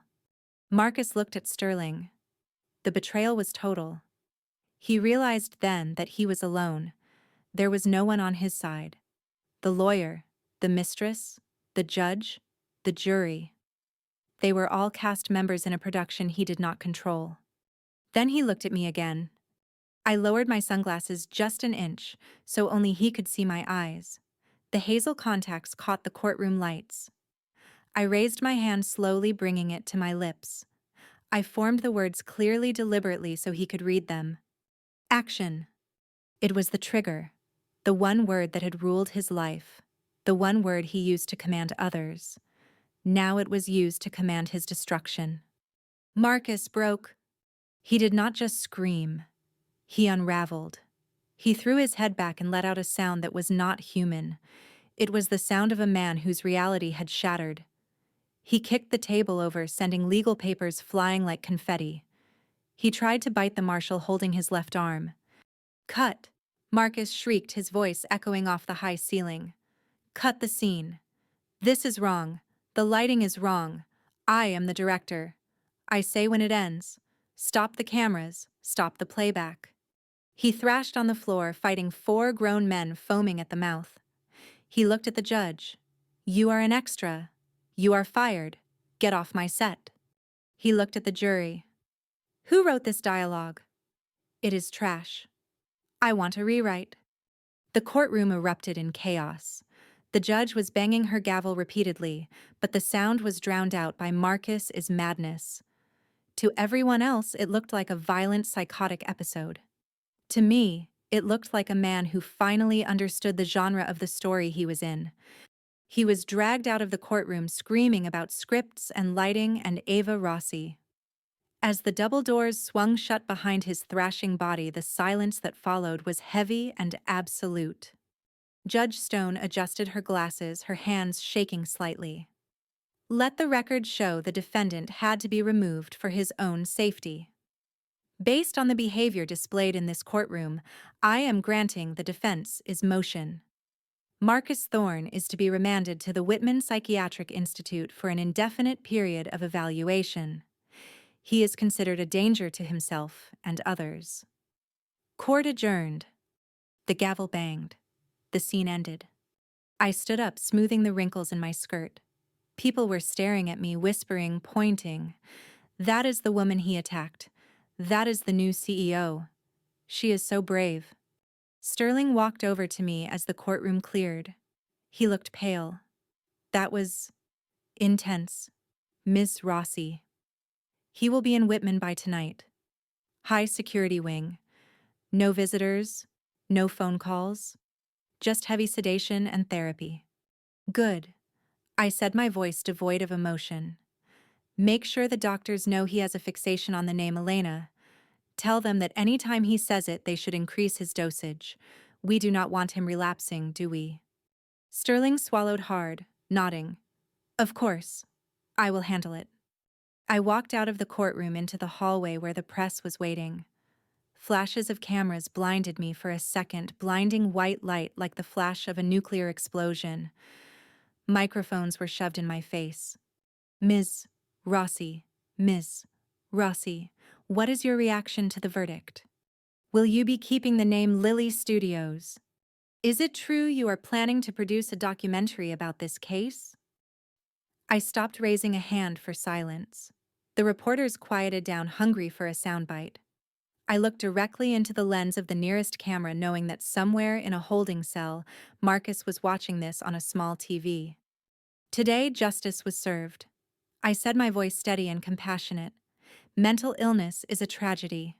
We hope Mr. Thorne gets the help he desperately needs. As for the studio, we are moving forward. We are going to tell stories that matter. Stories about truth. I paused, letting a small sad smile touch my lips.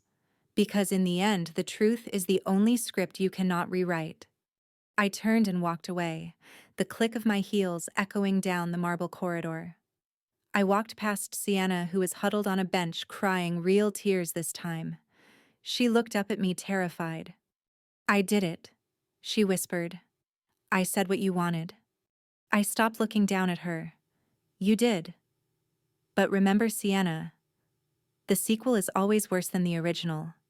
Keep your mouth shut and maybe your character survives to the credits. I pushed open the heavy doors and stepped out into the Los Angeles heat.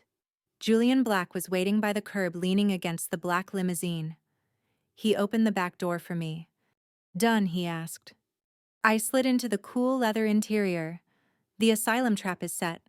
He is gone, Julian. Marcus Thorne officially no longer exists. He is just a patient number at Whitman. Julian closed the door and got in beside me. So, how does it feel to own the studio? To own his life? To win? I looked out the window as the car pulled away. I looked at the Hollywood sign in the distance, the white letters standing tall against the smog. I felt the weight of the victory. It was heavy. It was cold.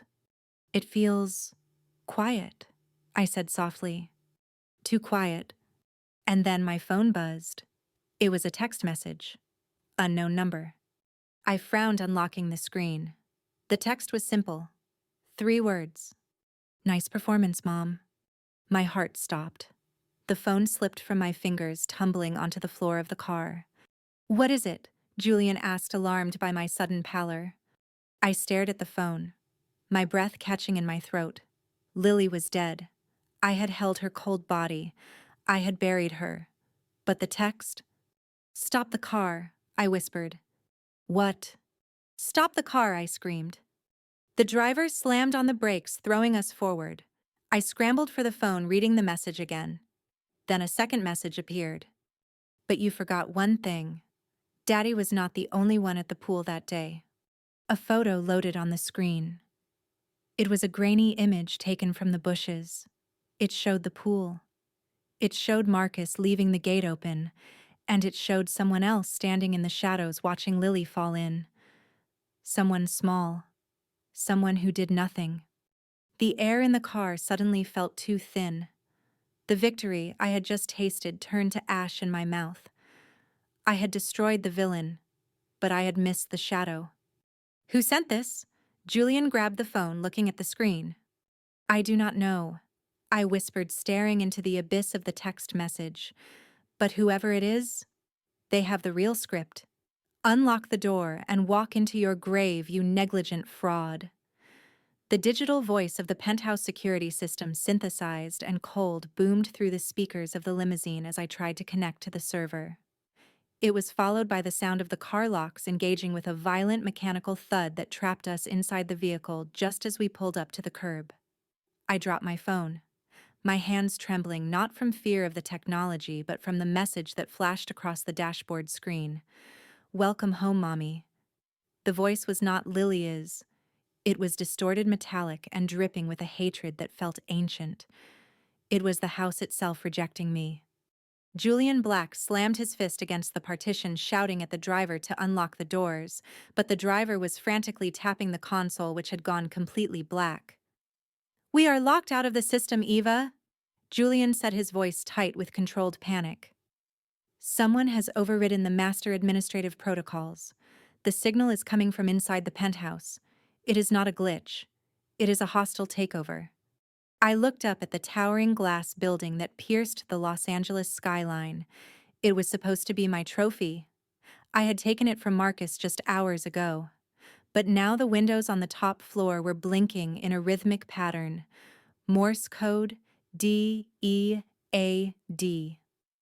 My stomach twisted into a knot of nausea. Whoever was up there had access to the private server, the one Marcus kept offline, the one that stored the original unedited footage of our lives. "Break the window," I ordered Julian, my voice shaking but resolute. "I need to go up there."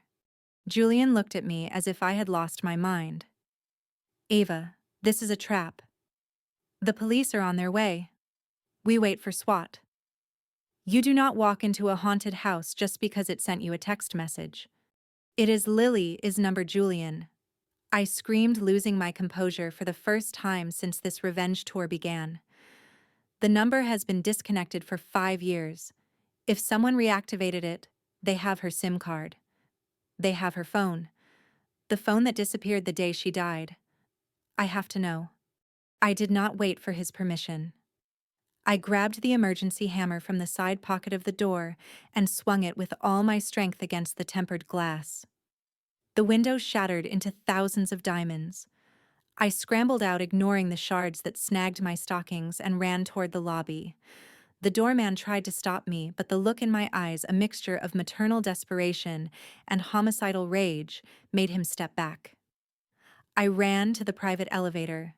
I pressed my thumb against the biometric scanner. "Access denied. User deceased," the robotic voice chirped. I slammed my fist against the panel. "Open, damn you!"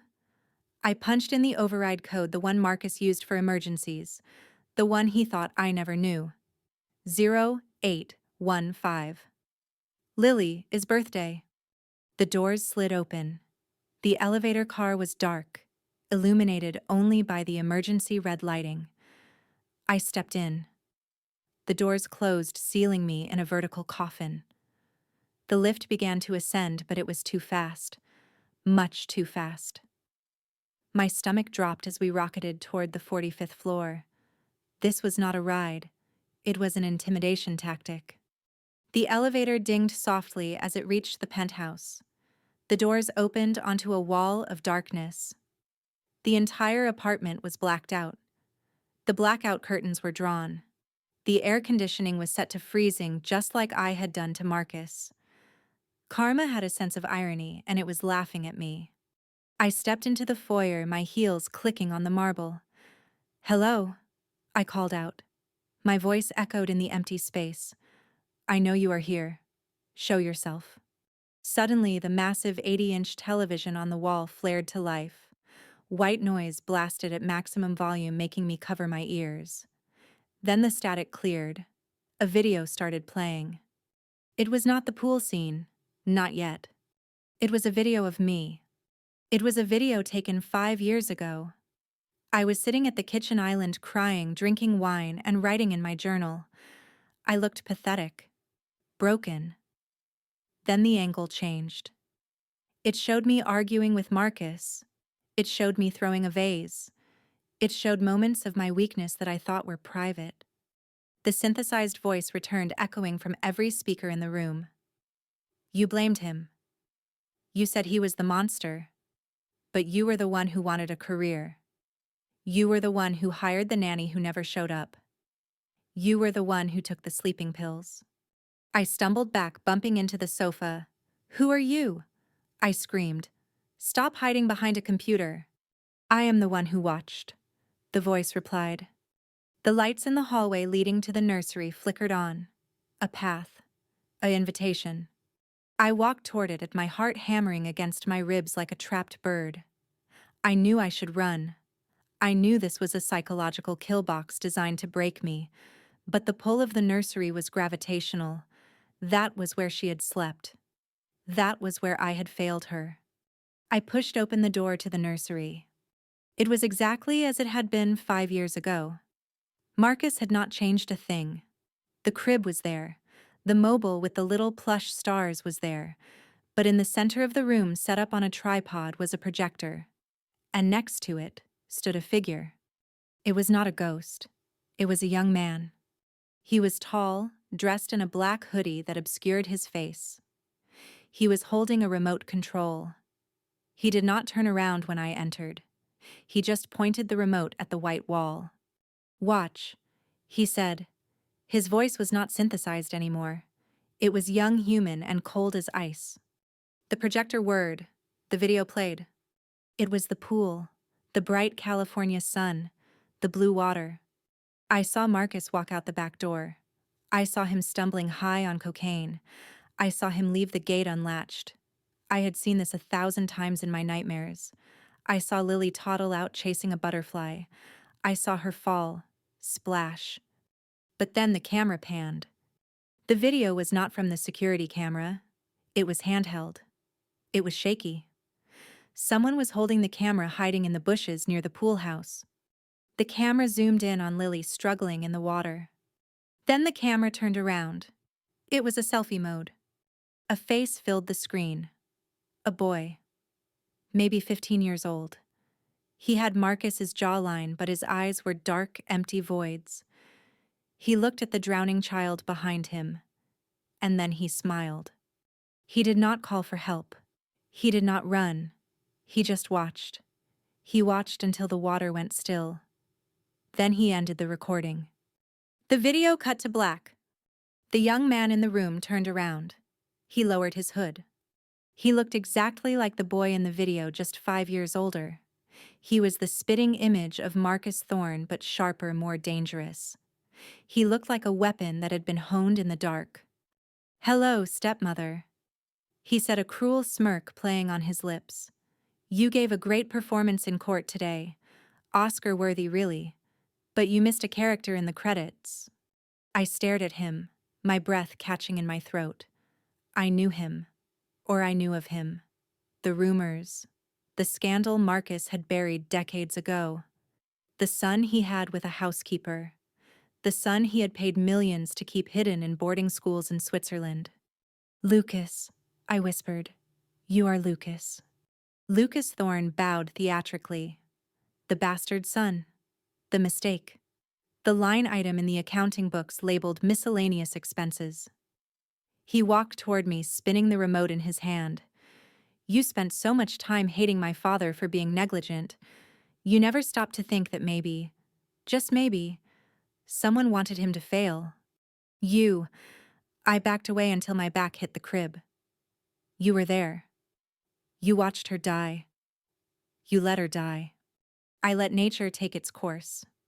Lucas corrected me, stepping into my personal space. His eyes were dead, just like in the video. My father loved that little girl. She was his princess. And you were his queen. I was just the trash he paid to stay away. So I decided to take away his toys. I took his princess first. And today, thanks to you, I took his kingdom. "What do you mean?"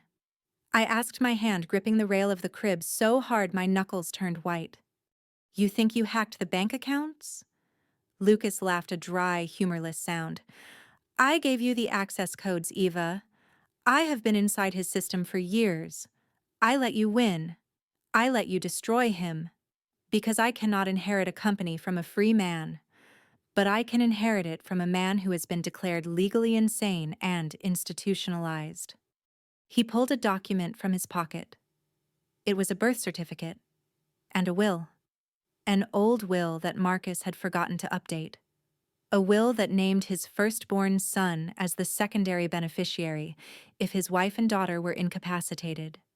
"You are the wife," Lucas said, pointing at me. But you are also Ava Rossi. Legally, Elena Vance is missing, presumed dead. And since you just put my father in the asylum, that leaves me. He took a step closer, pulling a switchblade from his pocket. The silver blade clicked open, gleaming in the light of the projector. You did the heavy lifting for me. You took out the trash. Now I just need to tie up the loose ends. If you reappear as Elena Vance, you go to jail for fraud and identity theft. If you stay as Ava Rossi, well, Ava Rossi is just a corporate raider who broke into the wrong house. He lunged.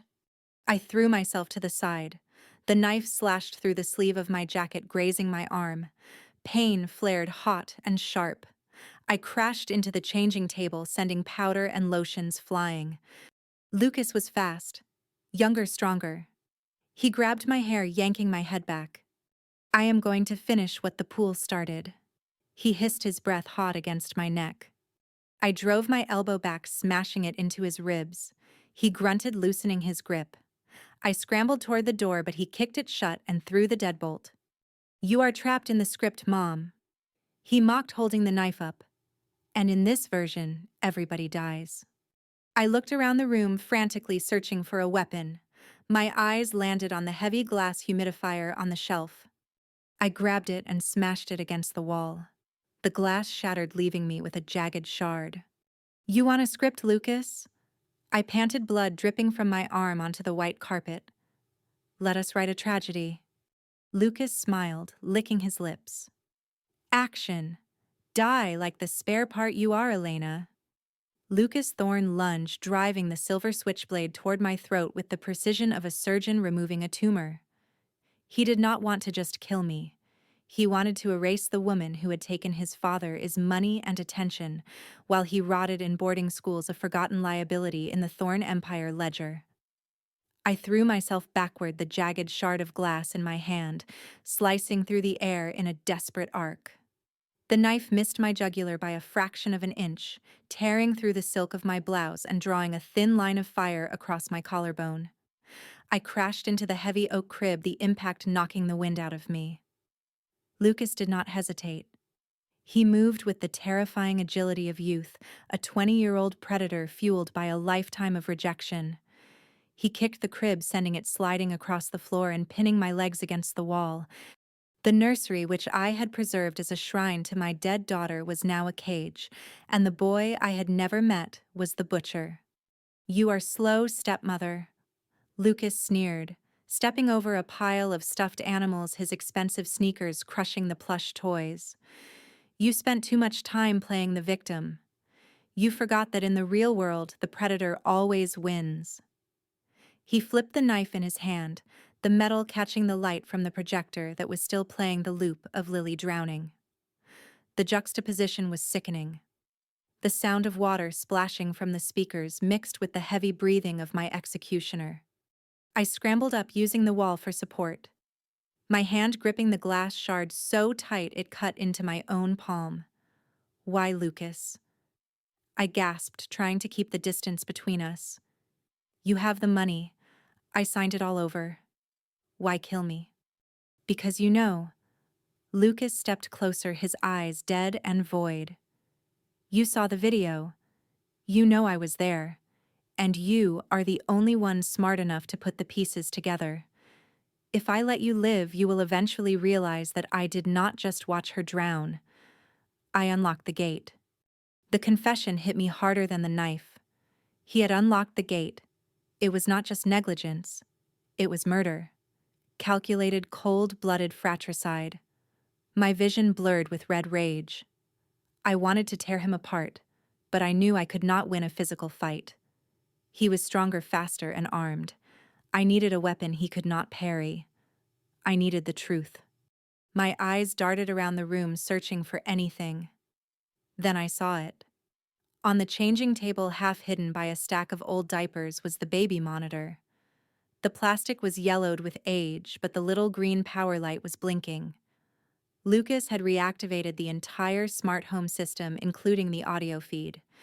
If the system was live, that monitor was broadcasting to the speakers in the lobby where Julian was trying to break in. I shifted my weight, moving slightly to the left, drawing Lucas away from the door and closer to the changing table. You were jealous of a toddler? I taunted him, my voice dripping with the same venom he used. You killed her because Marcus loved her more than he loved you. You were just a tax write-off, Lucas. A mistake he made with the housekeeper. Shut up. Lucas snapped, his composure cracking. He slashed the knife again, cutting a deep gash in the wallpaper next to my head. He never loved you. I continued, pushing him toward the edge of his sanity, stepping closer to the microphone. He sent you to Switzerland not to educate you, but to hide you. You were an embarrassment. Lily was his princess.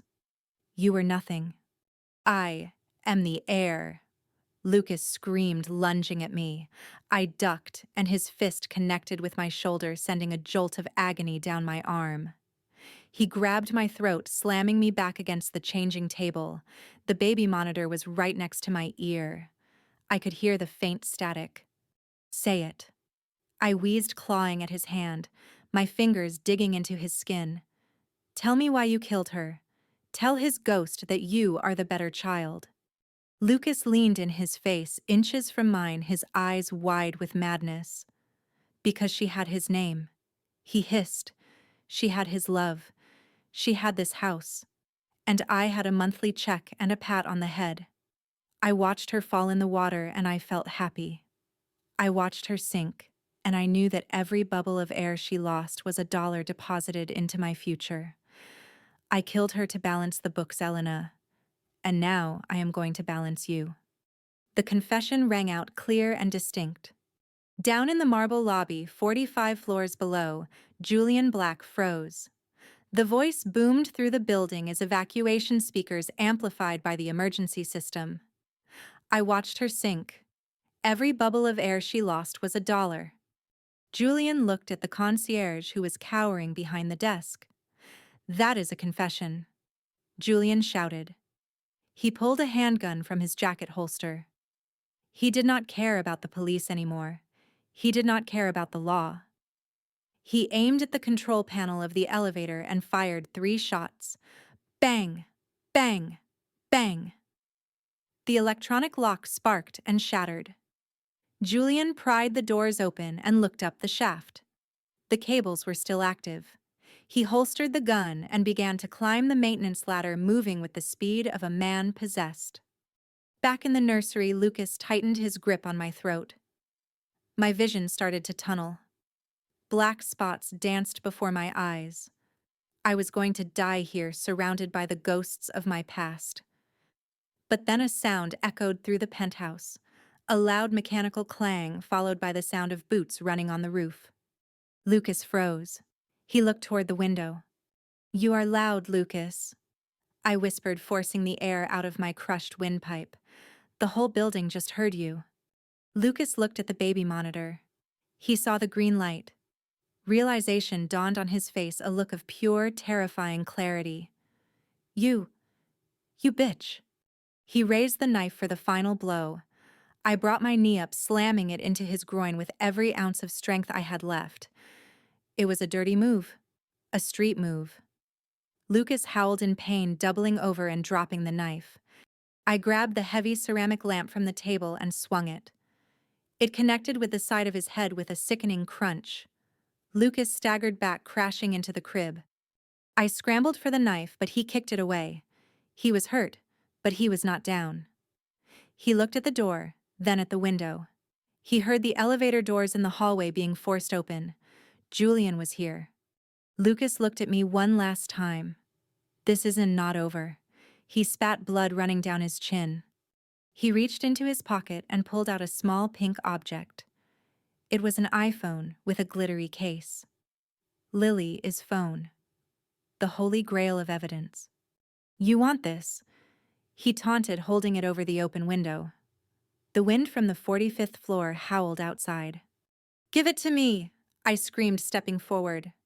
Lucas smiled, a blood-stained grin. Go fetch. He threw the phone, not out the window but across the room, sliding it under the heavy wardrobe. Then he vaulted onto the windowsill. Julian burst into the room, gun drawn. Freeze. Lucas looked at Julian, then at the drop. He saluted mockingly. Cut. He jumped. I screamed, rushing to the window. I expected to see his body falling, but Lucas had landed on the balcony of the floor below, rolling perfectly and disappearing into the open door of the neighbor's apartment. He was gone. Julian holstered his gun and grabbed me, pulling me into a crushing embrace. I winced, the pain in my shoulder flaring up, but I did not care. I was alive. He is gone.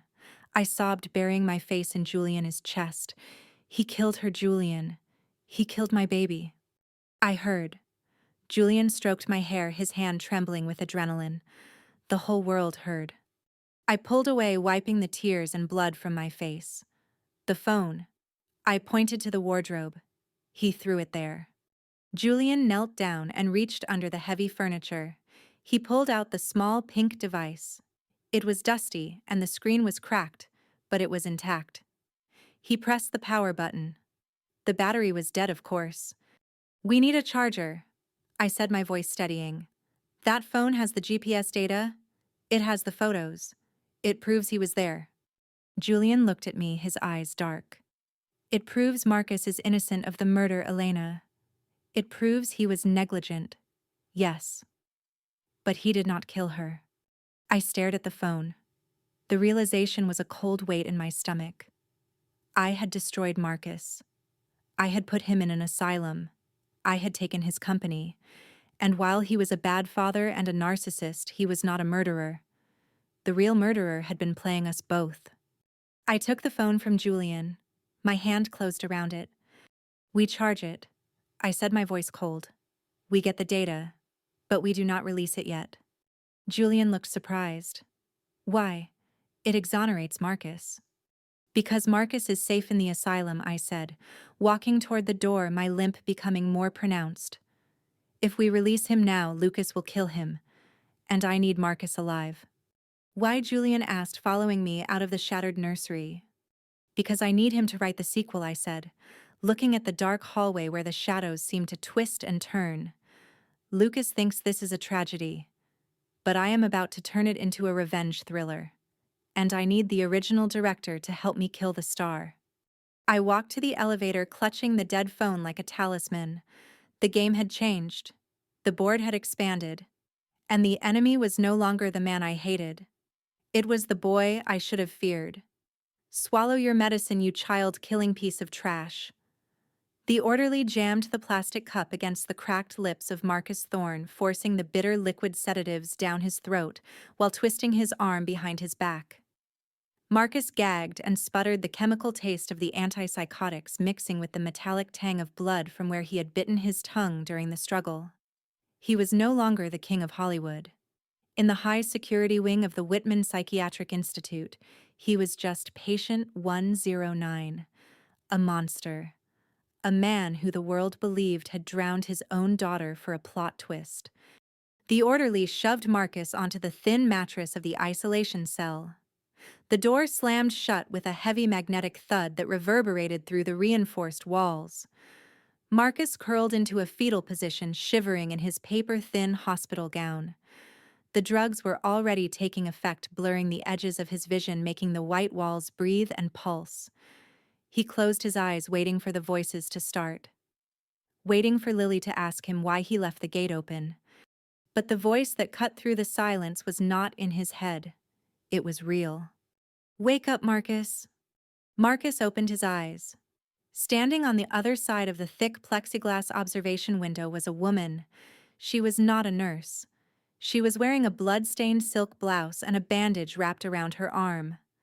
Her eyes were cold hazel and filled with a terrifying clarity. Elena, Marcus croaked, dragging himself toward the glass. You came to watch me rot.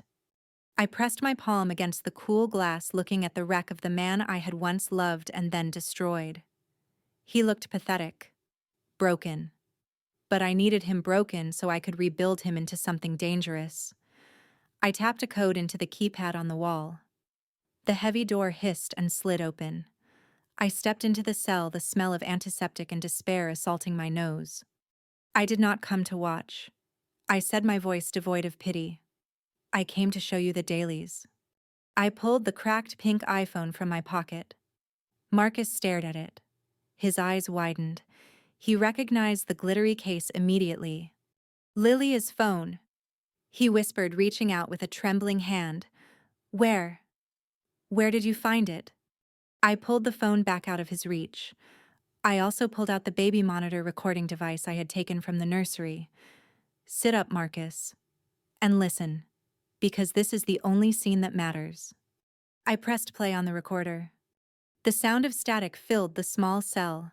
Then the voice of Lucas Thorne cut through the air, young, arrogant, and chilling. I watched her sink, and I knew that every bubble of air she lost was $1 deposited into my future. I killed her to balance the books, Elena. Marcus froze. He stopped shivering. He stopped breathing. The drugs in his system seemed to evaporate under the heat of the realization. He looked at the recorder, then at me, his eyes searching for a lie but finding only the hard truth. Lucas. Marcus whispered the name, sounding foreign on his tongue. My son. He was there, Marcus. I said, kneeling down so I was eye level with him. He was in the bushes. He unlocked the gate. He watched her drown and he filmed it.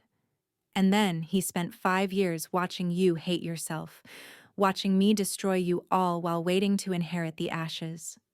Marcus let out a sound that was low and guttural. It started in his chest and tore its way out of his throat. It was not a scream of grief. It was the growl of a wounded animal realizing it had been hunting the wrong prey. He grabbed the bed frame, his knuckles turning white, the metal groaning under his grip. He did it. Marcus said, his voice steadying, dropping an octave into a register of pure menace. He killed my princess. And he tried to kill me tonight. I touched the bandage on my arm. He is out there, Marcus. He has your face. He has your money. And he thinks he has won because the only 2 people who know the truth are a dead woman and a crazy man. Marcus stood up. He swayed slightly, but he did not fall. The fog in his eyes cleared, replaced by a burning black fire. Get me out of here, Elena. I stood up, facing him. I can get you out. I own this facility now. But there is a price. Name it, Marcus hissed. We are not going to the police, I said, stepping closer until we were inches apart. The police will just arrest you for negligence and put Lucas in a juvenile detention center or a nice white-collar prison. That is not justice. That is a plea deal. What do you want? Marcus asked. I want a horror movie, I whispered. I want you to be the monster the world thinks you are. We are going to hunt him, Marcus. You and me. We are going to find him, and we are not going to read him his rights. Marcus looked at me. For the first time in years, I saw the man I had married. The man who was ruthless, brilliant, and capable of anything to get the shot he wanted. A dark smile twisted his lips. I accept the role, he said. I turned to the door. Julian. Now. Julian Black stepped out of the shadows of the hallway. He was wearing a paramedic uniform, pushing a gurney covered with a black body bag. He looked at Marcus with distaste, but nodded. We have 10 minutes before the shift change. The cameras are looped. Get in the bag, Thorne. Marcus looked at the body bag, then at Julian. You are breaking me out. Technically, you died of a cardiac arrest 5 minutes ago, Julian said, unzipping the bag. The paperwork is already filed. Welcome to the afterlife. Marcus climbed onto the gurney, lying down in the bag. Just before Julian zipped it up, Marcus looked at me. Elena. What? Who writes the ending? I looked down at him, my hand on the zipper. We co-write this one, Marcus. But I get final cut. I zipped the bag shut. The sound of the zipper was the only sound in the corridor. We moved fast. Julian pushed the gurney. I walked beside him, my head bowed like a grieving widow. We passed the nurses' station. The staff barely looked up. To them, it was just another dead junkie or another failed billionaire who could not handle the fall. We exited the rear loading dock where an ambulance was waiting. Its lights were off. Its engine was idling. We loaded the body bag into the back. As soon as the doors closed, Marcus ripped the bag open, gasping for air. He sat up, tearing off the hospital gown and grabbing the black tactical clothes Julian had thrown at him. "Where is he?" Marcus asked, pulling on a Kevlar vest. I pulled out my tablet. Lilia's phone had a tracking app running in the background. It had pinged one last location before the battery died 5 years ago. A safe house. A cabin in the mountains that Lucas's mother used to own. But 10 minutes ago, the security system at the penthouse alerted me to a login attempt from a remote server. "He is watching us," I said, tapping the screen. "He thinks I am dead in the nursery. He is checking the news for the body count." "He is at the observatory," Julian said from the driver's seat, looking at the signal triangulation, the Griffith Observatory. "He is looking down on the city, like a king." "Drive," Marcus ordered, racking the slide of the pistol Julian had left on the bench. The ambulance tore out of the parking lot, sirens silent, blending into the Los Angeles night. We drove up the winding roads of the Hollywood Hills, the city lights spreading out below us like a carpet of diamonds and broken dreams. We reached the top of the hill. The observatory was dark, closed for the night. But a single figure stood on the viewing platform, silhouetted against the moon. We got out of the ambulance. The wind whipped my hair across my face. My arm throbbed, but the pain only sharpened my focus. Marcus walked to the edge of the parapet. He looked at the figure in the distance. "He looks just like me," Marcus said softly. I walked up beside him, pulling a suppressed pistol from my coat. "No, Marcus. He is nothing like you. You created fiction to hide the truth. He destroys the truth to create a reality where he matters." Julian stepped up on the other side, holding a sniper rifle. "He is just a target." Marcus turned to me. He reached out and touched my cheek. His hand was cold but steady. "I am sorry," he said, "for the gate, for the drugs, for everything." "Save it for the sequel," I said, slapping his hand away. "Tonight we are not husband and wife. We are not parents." "Then what are we?" Marcus asked, looking back at the boy who had killed our daughter. I raised my gun, aiming at the silhouette of the devil as son. "We are the consequences." I pulled the trigger. The shot cracked through the silent night, echoing over the valley. The figure on the balcony turned. The hunt had begun.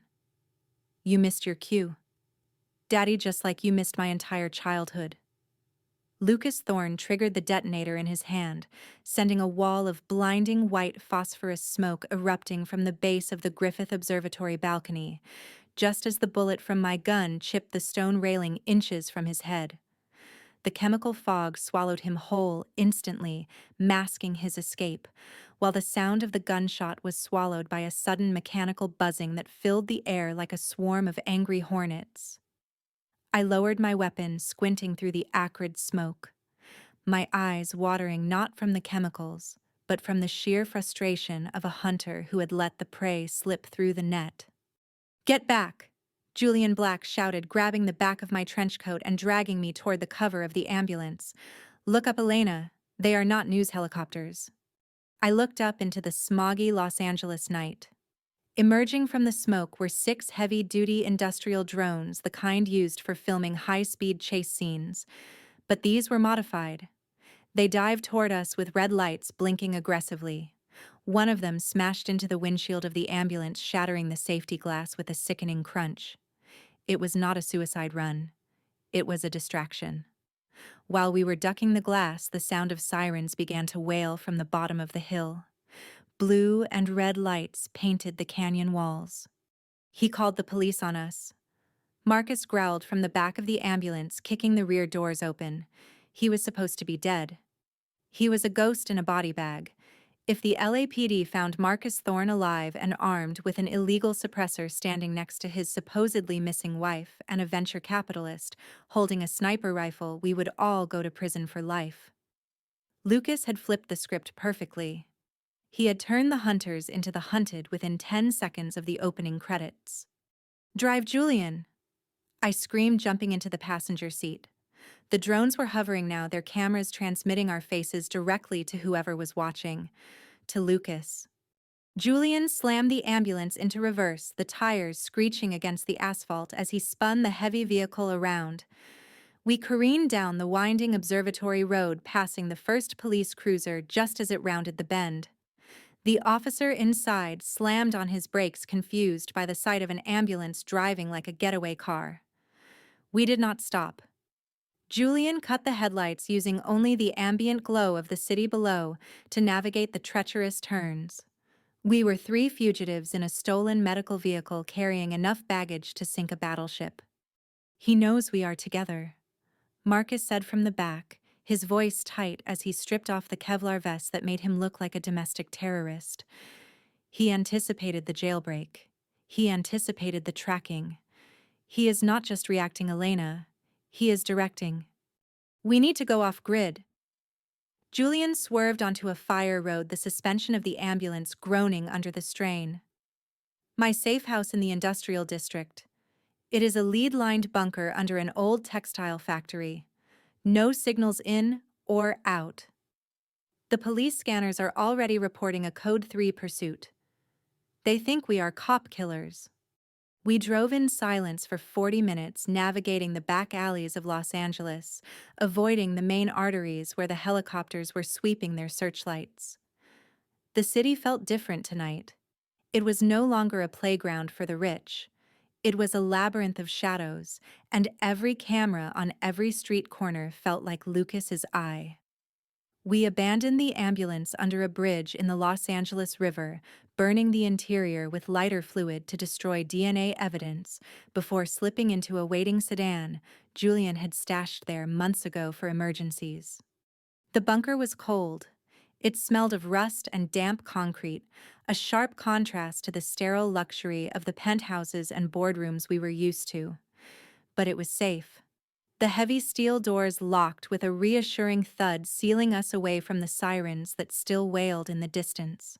The room was dominated by a wall of monitors and a server rack that hummed with quiet power. This was Julian's brain, his center of operations. Marcus paced the room like a caged tiger. He was technically dead, but he looked more alive than he had in years. The rage was fueling him, burning away the residue of the sedatives. "Give me a weapon, Julian," he demanded. "A real one.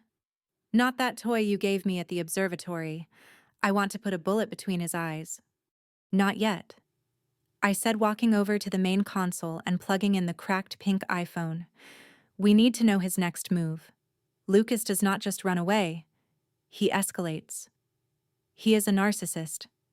Marcus, just like you used to be. He needs an audience." As if on cue, the main monitor on the wall flickered. The static cleared, revealing a live video feed. It was not a recording. It was happening right now. The background was theatrical, a stage set up to look like a twisted version of a talk show. There was a red velvet curtain, a single spotlight, and in the center of the circle of light sat a chair. Tied to the chair with heavy industrial zip ties was a woman. "Sienna," Marcus whispered, stepping closer to the screen. Sienna Rose looked like she had been through hell. Her designer dress was torn, her makeup smeared with tears and grime. Her mouth was taped shut with silver duct tape, but her eyes were screaming. She was thrashing against the bonds, panic radiating from her in waves. Then Lucas walked into the frame. He was wearing a tuxedo, a mockery of the outfit Marcus had worn the night of the Oscars. He held a microphone in one hand and a tablet in the other.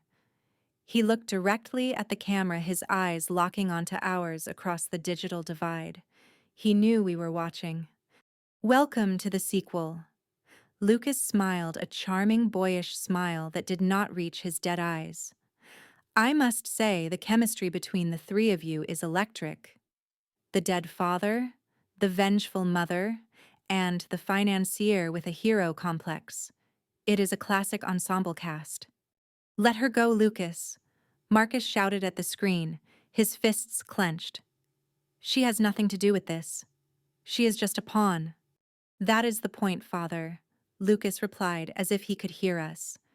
"In chess, pawns are sacrificed to protect the king, or in this case, to expose the king." He walked over to Sienna, placing a hand on her shoulder. She flinched violently. Sienna here was very helpful during my investigation. She told me all about your little arrangement, Elena. How you framed Marcus. How you stole the company. She was very vocal. He ripped the tape off Sienna's mouth. She gasped for air, sobbing. Marcus. Elena, please. He is crazy. He has a bomb. Lucas tutted, pressing a finger to her lips. Spoilers, darling. He turned back to the camera. Here is the pitch for the new movie. It is called Sophie is Choice, but with a Hollywood twist. You see, I have placed Sienna in a very precarious position. The camera zoomed out. Sienna's chair was sitting on top of a large plexiglass tank. Inside the tank, the water was churning. It was not just water. It was filled with hundreds of jellyfish. Their translucent tentacles drifted lazily, deadly, and beautiful. And here's the dilemma. Lucas continued, checking his watch. In exactly 1 hour, the trapdoor under her chair will open. She will drop into the tank. The venom from these specific jellyfish causes paralysis followed by cardiac arrest. It is a very painful way to die. Much worse than drowning, I imagine. You sick bastard, Julian muttered, typing furiously on his keyboard, trying to trace the signal. But Lucas held up a finger. There is a way to save her. I have sent a digital key to Elena's phone. If you upload that key to the Lily Studios main server, it will release the lock on the trapdoor. Sienna goes free. What is the catch? I asked, staring at the screen. The catch is that the key also contains a virus. Lucas grinned. A virus that will delete every single asset of Lily Studios. The bank accounts, the intellectual property, the copyrights to the old films, even the deed to the penthouse. You will be bankrupt, Elena. You will be back on the street with nothing, just like you were before you married my father. And Marcus, well, Marcus will just be a broke dead man. I stared at the screen. The choice was brutal in its simplicity. Save the woman who had helped destroy my marriage, or save the empire I had built on the ashes of my daughter's memory. You have 60 minutes, Lucas said. Save the girl and lose the money. Or keep the money and watch the girl die live in 4K resolution. The critics are waiting. He pressed a button. A digital countdown clock appeared on the screen. Red numbers ticking down the seconds of Sienna's life. 59:59, 59:58. Action, Lucas whispered, and the screen went black, leaving only the timer. The silence in the bunker was heavy, suffocating. Marcus looked at me. Julian looked at me. I was the CEO. I held the passwords. The decision was mine. Trace the signal. I ordered Julian, my voice cold. I am trying, Eva. Julian said, his fingers flying across the keys. But he is bouncing it through satellites in Russia and China. It will take time. More than an hour. We do not have an hour. Marcus grabbed my arm. We have to save her, Elena. Why? I pulled away, turning to face him. Why, Marcus? Because she was your mistress. Because she is pretty. She helped you cover up Lilia's death. She testified against you. She is the reason you are dead to the world. Why should I sacrifice my entire fortune to save a woman who hates me? Because we are not him. Marcus pointed at the blank screen. If we let her die, we are just as bad as Lucas. We prove his point. We prove that money matters more to us than human life. That is why he chose this script, Elena. He wants to prove that you are a monster just like him. I looked at the timer. 58:20. I looked at the empire I had fought so hard to steal, the billions of dollars, the power, the safety. And I looked at Sienna Rose, the woman who had laughed while I cried. I am not a monster, I said, walking to the server rack. But I am not a hero either. I am a producer. And producers do not accept the first draft of the script. What are you doing? Julian asked. I am going to upload the key, I said, placing my hand on the terminal. But I am not going to upload it to the main server. I am going to upload it to a sandbox, a isolated drive. It won't work. Julian shook his head. Lucas will have a failsafe. If the virus does not detect the main financial data, it won't open the trapdoor. Then we cheat. I turned to Marcus. You said he wants an audience, right? He wants a show. Yes. Marcus nodded, his eyes narrowing. Then let us give him a show. I looked at the countdown. We have 58 minutes to drive to the signal source. Julian, can you get a rough location? Julian squinted at the map. It is not exact, but the power consumption required for that tank. It is coming from the Port of Los Angeles, Warehouse District. Get the car. I grabbed a fresh magazine for my pistol. We are not choosing Sienna or the money. We are taking both. But if we are late, Marcus started. Then she dies. I said, checking my weapon, and we add another name to the list of people Lucas has to pay for. I walked to the heavy steel doors. The hunt was no longer about revenge. It was about rescue. And for the first time in this twisted family drama, the husband, the wife, and the lover were on the same side. Drive fast, Julian, I said as the doors hissed open. We have a scene to steal. The sedan drifted sideways through the chain-link fence of the Port of Los Angeles, the metal shrieking as it tore through the paintwork. Julian Black fought the steering wheel, wrestling the heavy vehicle back under control as we sped down the corridor of shipping containers that loomed like steel canyons on either side. The GPS on the dashboard pulsed a frantic red dot, indicating our destination was less than 200 yards away. It was Warehouse 42. To anyone else, it was just a rusted corrugated iron shed rotting in the salt air. But as the headlights swept across the faded number painted on the sliding door, Marcus Thorne let out a sound that was half gasp and half growl. He leaned forward from the back seat, gripping my shoulder with a hand that was surprisingly cold. Stop the car, Julian. Marcus ordered, his voice low and vibrating with a sudden, terrifying recognition. Don't drive in. That is not a warehouse. That is a soundstage. Julian slammed on the brakes, the tires smoking against the cracked asphalt, stopping us just 10 feet from the entrance. What are you talking about? We have 3 minutes left. It is the set of the dollhouse, Marcus whispered, staring at the building. My first horror movie, the one that made me famous. I bought this warehouse 20 years ago to build the maze. I never tore it down. I looked at the building, the dollhouse. I remembered it. It was a psychological thriller about a father who traps his family in a house of mirrors and traps to test their love. It was the movie where the daughter dies in the end. A chill that had nothing to do with the ocean breeze swept through the car. Lucas had not just chosen a random location. He had chosen the birthplace of his father's twisted career. He was directing a reboot. We go on foot, I said, kicking the door open and drawing my weapon. Marcus, you take point. You built this trap. You tell us where to step. We ran toward the dark maw of the open warehouse door. The smell inside was a mixture of old sawdust, rotting velvet, and the sharp ozone scent of high-voltage electronics. As we crossed the threshold, the lights slammed on. Not normal lights, theatrical spotlights. They blinded us for a second before revealing the nightmare waiting inside. It was a maze. Walls of mirrors, mannequins dressed in Victorian clothing, and narrow corridors that twisted into darkness.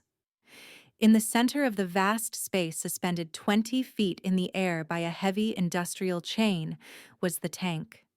And inside the tank, sitting on a chair above the churning water and the pulsating jellyfish, was Sienna Rose. She saw us. She screamed against the gag, her eyes bulging with terror. The digital timer projected onto the back wall read 2 minutes and 45 seconds. Do not run, Marcus shouted, grabbing my arm just as I took a step forward. The floor is pressure sensitive. In the movie, the third tile triggers a spike trap. Lucas would have retrofitted it. He crouched down, inspecting the floorboards. The dust had been disturbed in a specific pattern. Walk where I walk. Exactly where I walk. We moved in a single file line, Marcus leading the way like a bomb disposal expert. He navigated the maze with a muscle memory born of obsession. Left at the mirror. Step over the tripwire disguised as a velvet rope. Duck under the swinging pendulum blade that hissed through the air just inches above our heads. It was surreal. We were traversing a physical manifestation of Marcus's psyche, and his son had turned it into a weapon. We reached the inner circle. A steel blast door blocked the path to the control panel that operated the winch holding Sienna. Julian rushed forward, plugging his decoding deck into the exposed terminal. "I need 30 seconds." Julian said, his fingers flying across the keys. "This encryption is military grade. It is Lucas's signature code." "Make it 20." I said, aiming my gun at the shadows of the upper gantries, waiting for the ambush I knew was coming. Suddenly, a mechanical whirring sound filled the air. A turret mounted on the ceiling swiveled toward us. It was a prop from the movie, but the barrel looked very real. "Get down!" Marcus tackled me to the ground just as the turret opened fire. It did not fire bullets. It fired high-velocity rubber rounds and flashbangs. Bang! A blinding white light exploded in the confined space. My ears rang. I felt a heavy impact on my ribs as a rubber slug ricocheted off the floor. Julian yelled in pain. A spark shower erupted from the panel he was hacking. He had taken a hit to the shoulder, but he did not pull his hands away. He gritted his teeth, blood soaking through his white shirt, and kept typing. "I cannot disable the turret," Julian shouted over the ringing. "I have to loop the targeting sensor." "Do it," I yelled, firing blindly at the turret to draw its fire. Marcus crawled toward a lever on the wall. It was a stage prop, a fake breaker switch. But in the movie pulling, it dropped the chandelier. Marcus grabbed it and pulled with all his strength. Above us, a massive crystal chandelier released from the ceiling, swinging down on a cable like a wrecking ball. It smashed into the turret, tearing it from its mount in a shower of sparks and twisted metal. The gunfire stopped. We scrambled up. Julian hit the final key. The blast door hissed open. We ran into the control zone. We were directly under the tank now. Sienna was sobbing uncontrollably above us. The timer on the wall read 10 seconds. The voice of Lucas Thorne boomed through the speakers surrounding us. "Cut it close, didn't we, parents?" 9. 8. I ran to the main console. There was a single USB port and a prompt on the screen. Insert key to save the girl. Delete the fortune. "Elena, don't," Marcus shouted. "He is bluffing. If you insert that key, it will destroy everything." I looked at Marcus. Then I looked up at Sienna. The trapdoor under her chair gave a mechanical click, preparing to release. "I am not inserting his key." I pulled a small black drive from my pocket. "I am inserting mine." I jammed the drive into the port. 6, 5, 4. Lucas's voice laughed. "Goodbye, Legacy." But the screen did not turn red. It turned green. I had spent the last hour in the car not just driving but coding.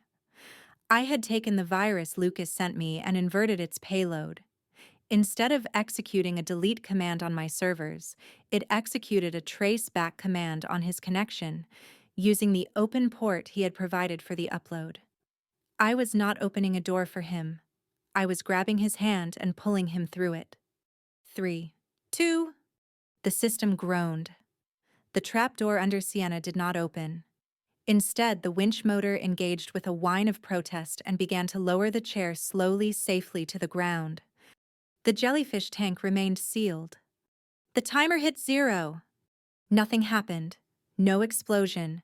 No bankruptcy notification. On the screen, the text changed. "System compromised.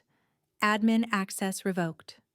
I looked up at the camera lens mounted on the wall. I knew he was watching. I knew he was screaming. "We got her." Julian slumped against the console, holding his bleeding shoulder. Marcus ran to Sienna, cutting the zip ties with a pocket knife.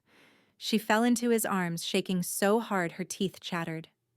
She was wet from the splashing water, terrified and alive. She looked at Marcus, then at me, And for the first time, there was no arrogance in her eyes, only the hollow look of a survivor. I walked over to the camera. I leaned in close until my face filled the frame. "You forgot the most important rule of filmmaking, Lucas," I whispered. "The director always has a backup master." The screen flickered and went black. He had cut the feed. We stood in the silence of the warehouse.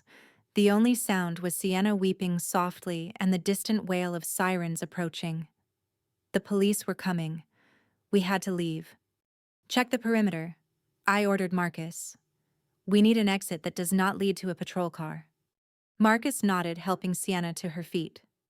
"There is a service tunnel behind the cyclorama wall. It leads to the storm drains. We can come out 3 miles north." As we moved toward the exit, I saw something sitting on a small director's chair in the corner of the room. It had not been there when we entered. I walked over to it. It was a single sheet of paper, a script page. I picked it up. The ink was still wet. It was a scene heading: Int. Hospital. Night. The monitors beep steadily. The patient sleeps. The killer enters. Lucas. Time for the sequel. My blood ran cold. "Julian," I called out, my voice tight. "Where is your mother?" Julian looked up from binding his wound. "She is at St. Jude's Hospital, recovering from hip surgery." "Why?" I handed him the paper. "Because Lucas just told us his next location." Julian read the page. His face went pale. He dropped the paper and grabbed his rifle. "We have to go. Now." We ran into the tunnel, leaving the warehouse behind. We had won the battle for the Mistress, but we had just started the war for the family. Lucas was not done. He was moving down the cast list. As we sprinted through the damp darkness of the storm drain, I realized that my revenge plan had evolved into something far more dangerous. I was no longer hunting a man who had wronged me. I was hunting a chaotic force that wanted to burn the world down just to watch the sparks. And the worst part was he was getting better at writing the twists. I checked my gun. 1 magazine left. "Let us go to the hospital," I said to the darkness. "And let us cancel this show permanently. Say ah for the nice doctor, you expiring asset." Lucas Thorne forced the plastic breathing tube down the throat of the elderly woman, his latex-gloved hand pinching her nose shut until she gagged. He was not saving her life. He was preparing the stage for her son's arrival, treating a human being like a prop that needed to be positioned for the perfect camera angle. Martha Black lay helpless in the VIP bed of St. Jude's Hospital, her eyes wide with a terror that transcended her dementia. She did not recognize the man in the white coat standing over her, but she recognized the aura of death that clung to him like cheap cologne. Lucas checked the IV bag hanging beside the bed. He had replaced the standard saline solution with a cocktail of his own making. It was not a fast poison. It was a paralytic agent designed to mimic a catastrophic stroke. He wanted Julian Black to watch his mother trapped in her own body, unable to speak, unable to move, just a silent witness to the finale of the family drama. Chapter 13. The Doctor of Death. The stolen sedan screeched to a halt at the emergency room entrance, the tires smoking against the pristine concrete. St. Jude's Hospital was a fortress of glass and steel, a place where the wealthy went to extend their lives and the poor went to die in the waiting room. Tonight, it was a hunting ground. Julian Black was out of the car before the engine died, his face pale, his eyes wild. He gripped the sniper rifle case in the back seat, his hands shaking. "Leave the rifle, Julian," I ordered, grabbing his collar and pulling him back. "You cannot walk into a hospital with a long gun. You will trigger a SWAT response and Lucas will kill her before we even reach the elevator. We go in with handguns. Concealed. But he is in there with her." Julian choked out the words. "He sent me a photo, Elena. He is wearing a doctor's coat. He is touching her." "Focus!" I slapped his cheek hard. The sound was sharp, cutting through his panic. "If you lose your head now, you kill her yourself. We need a distraction. Security is tight. We need to clear the lobby so we can get to the VIP elevators without being stopped for identification. I turned to Marcus and Sienna in the back seat. Marcus looked like a homeless veteran in his torn tactical gear and grime-stained face. Sienna looked like a beauty queen who had survived a car crash. They were the perfect cast for a public meltdown.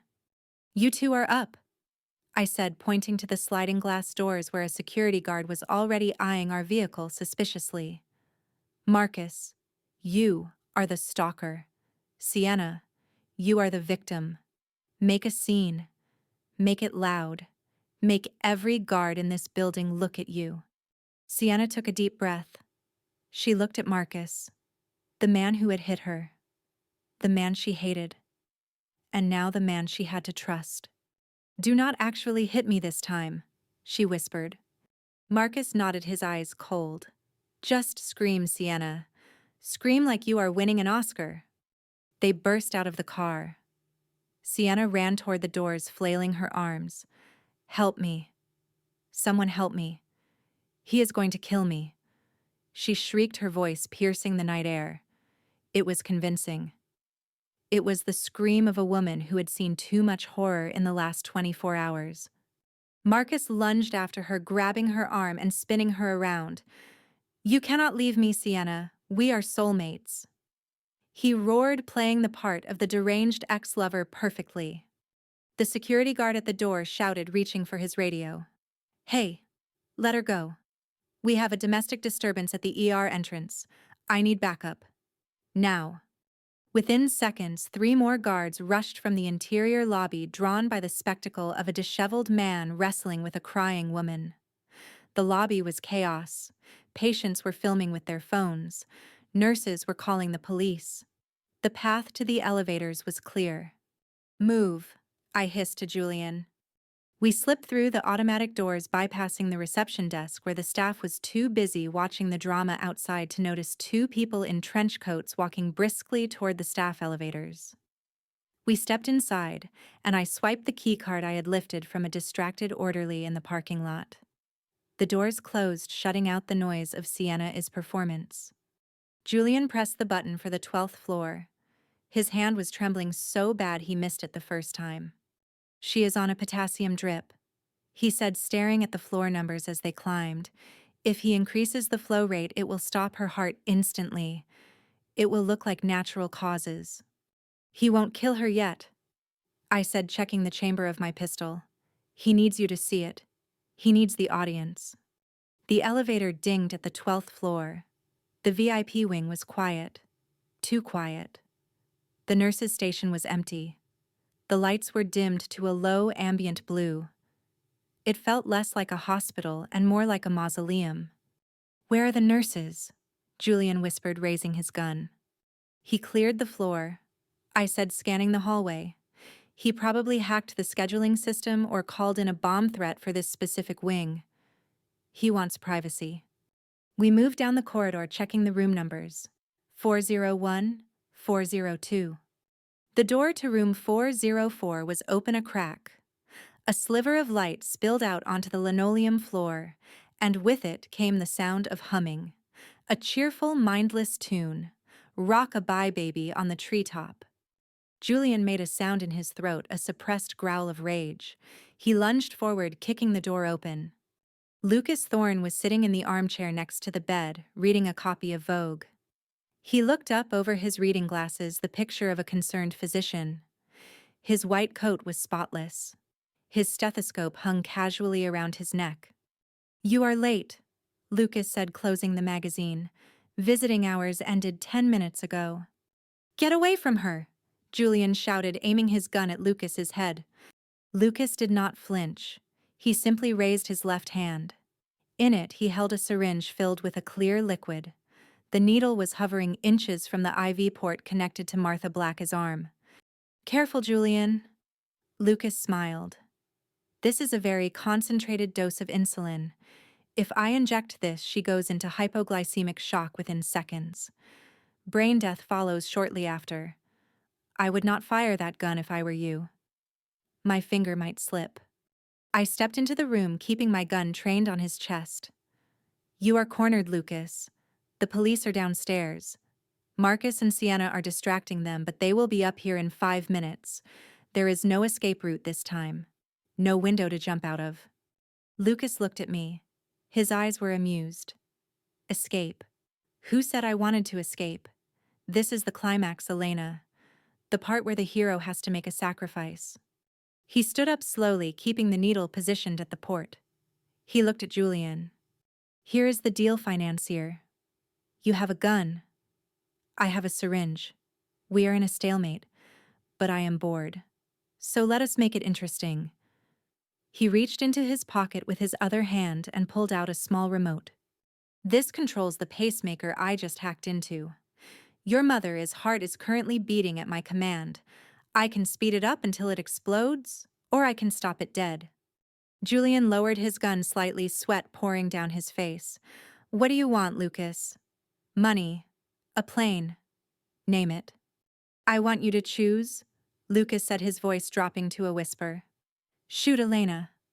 The room went deadly silent. The only sound was the rhythmic beeping of the heart monitor, which Lucas was now controlling, tapping the remote against his leg like a metronome. Shoot her, Lucas repeated. Shoot the woman who stole my father's company. Shoot the woman who thinks she can direct my life. Put a bullet in her head and I walk away. Your mother lives. You get to keep your fortune. All it costs is one life. Julian looked at me. His eyes were wide, filled with agony. He looked at his mother, frail and unconscious in the bed. Then he looked at Lucas. Do it, Julian, Lucas goaded. She is just a business partner. She is not family. I looked at Julian. I did not raise my gun. I did not beg. I simply looked at him with the cold calculation that had defined our partnership. He is lying, Julian, I said calmly. He will kill her anyway. He does not leave witnesses. I do not lie, Lucas sneered. I write tragedies, and in a tragedy, the hero always falls. Julian raised the gun. He pointed it at me. His finger tightened on the trigger. I am sorry, Elena, he whispered. She is my mother. Lucas threw his head back and laughed, a sound of pure, malicious delight. Yes, do it. Action. Bang! The gunshot was deafening in the small room. Lucas stopped laughing. He looked down at his chest. A red flower was blooming on his white doctor's coat. Julian had turned the gun at the last microsecond. He had not aimed for Lucas's head or heart. He had aimed for the hand holding the remote. The bullet had shattered the remote and torn through Lucas's hand. The device fell to the floor, sparking. Lucas screamed, clutching his mangled hand. You idiot! You ruined the take. He lunged for the syringe, jamming it toward the IV port. I moved. I did not shoot. I threw the heavy medical tablet I was holding. It spun through the air like a discus, smashing into Lucas's face. He staggered back, blinded by pain and blood dropping the syringe. Julian rushed forward, tackling Lucas to the ground. He pinned him, punching him repeatedly in the face, screaming with every blow, releasing the terror of the last hour. I ran to the bed, ripping the IV line out of Martha's arm just to be safe. I checked her pulse. It was steady. She was sleeping, sedated but alive. Stop it, Julian, I shouted, pulling him off Lucas. We need him alive. We need him to confess. Julian stood up, panting, his knuckles bruised and bloody. Lucas lay on the floor, his face a mask of red, his white coat ruined. He was laughing, a gurgling, wet laugh. You think you won? Lucas spat blood onto the pristine floor. You think this is the end? I walked over to him, kicking the scalpel away from his reach. It is over, Lucas. The police are coming up the elevator. I can hear them. Lucas looked at me, his one good eye gleaming with madness. This was just the casting call, Mom. The real production. The real production starts in New York. New York.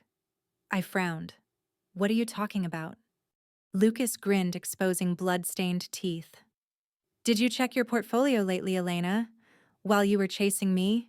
While you were playing hero? My partners were busy. Partners? The door to the room burst open. SWAT team members poured in shouting commands. "Drop the weapons! Get on the ground!"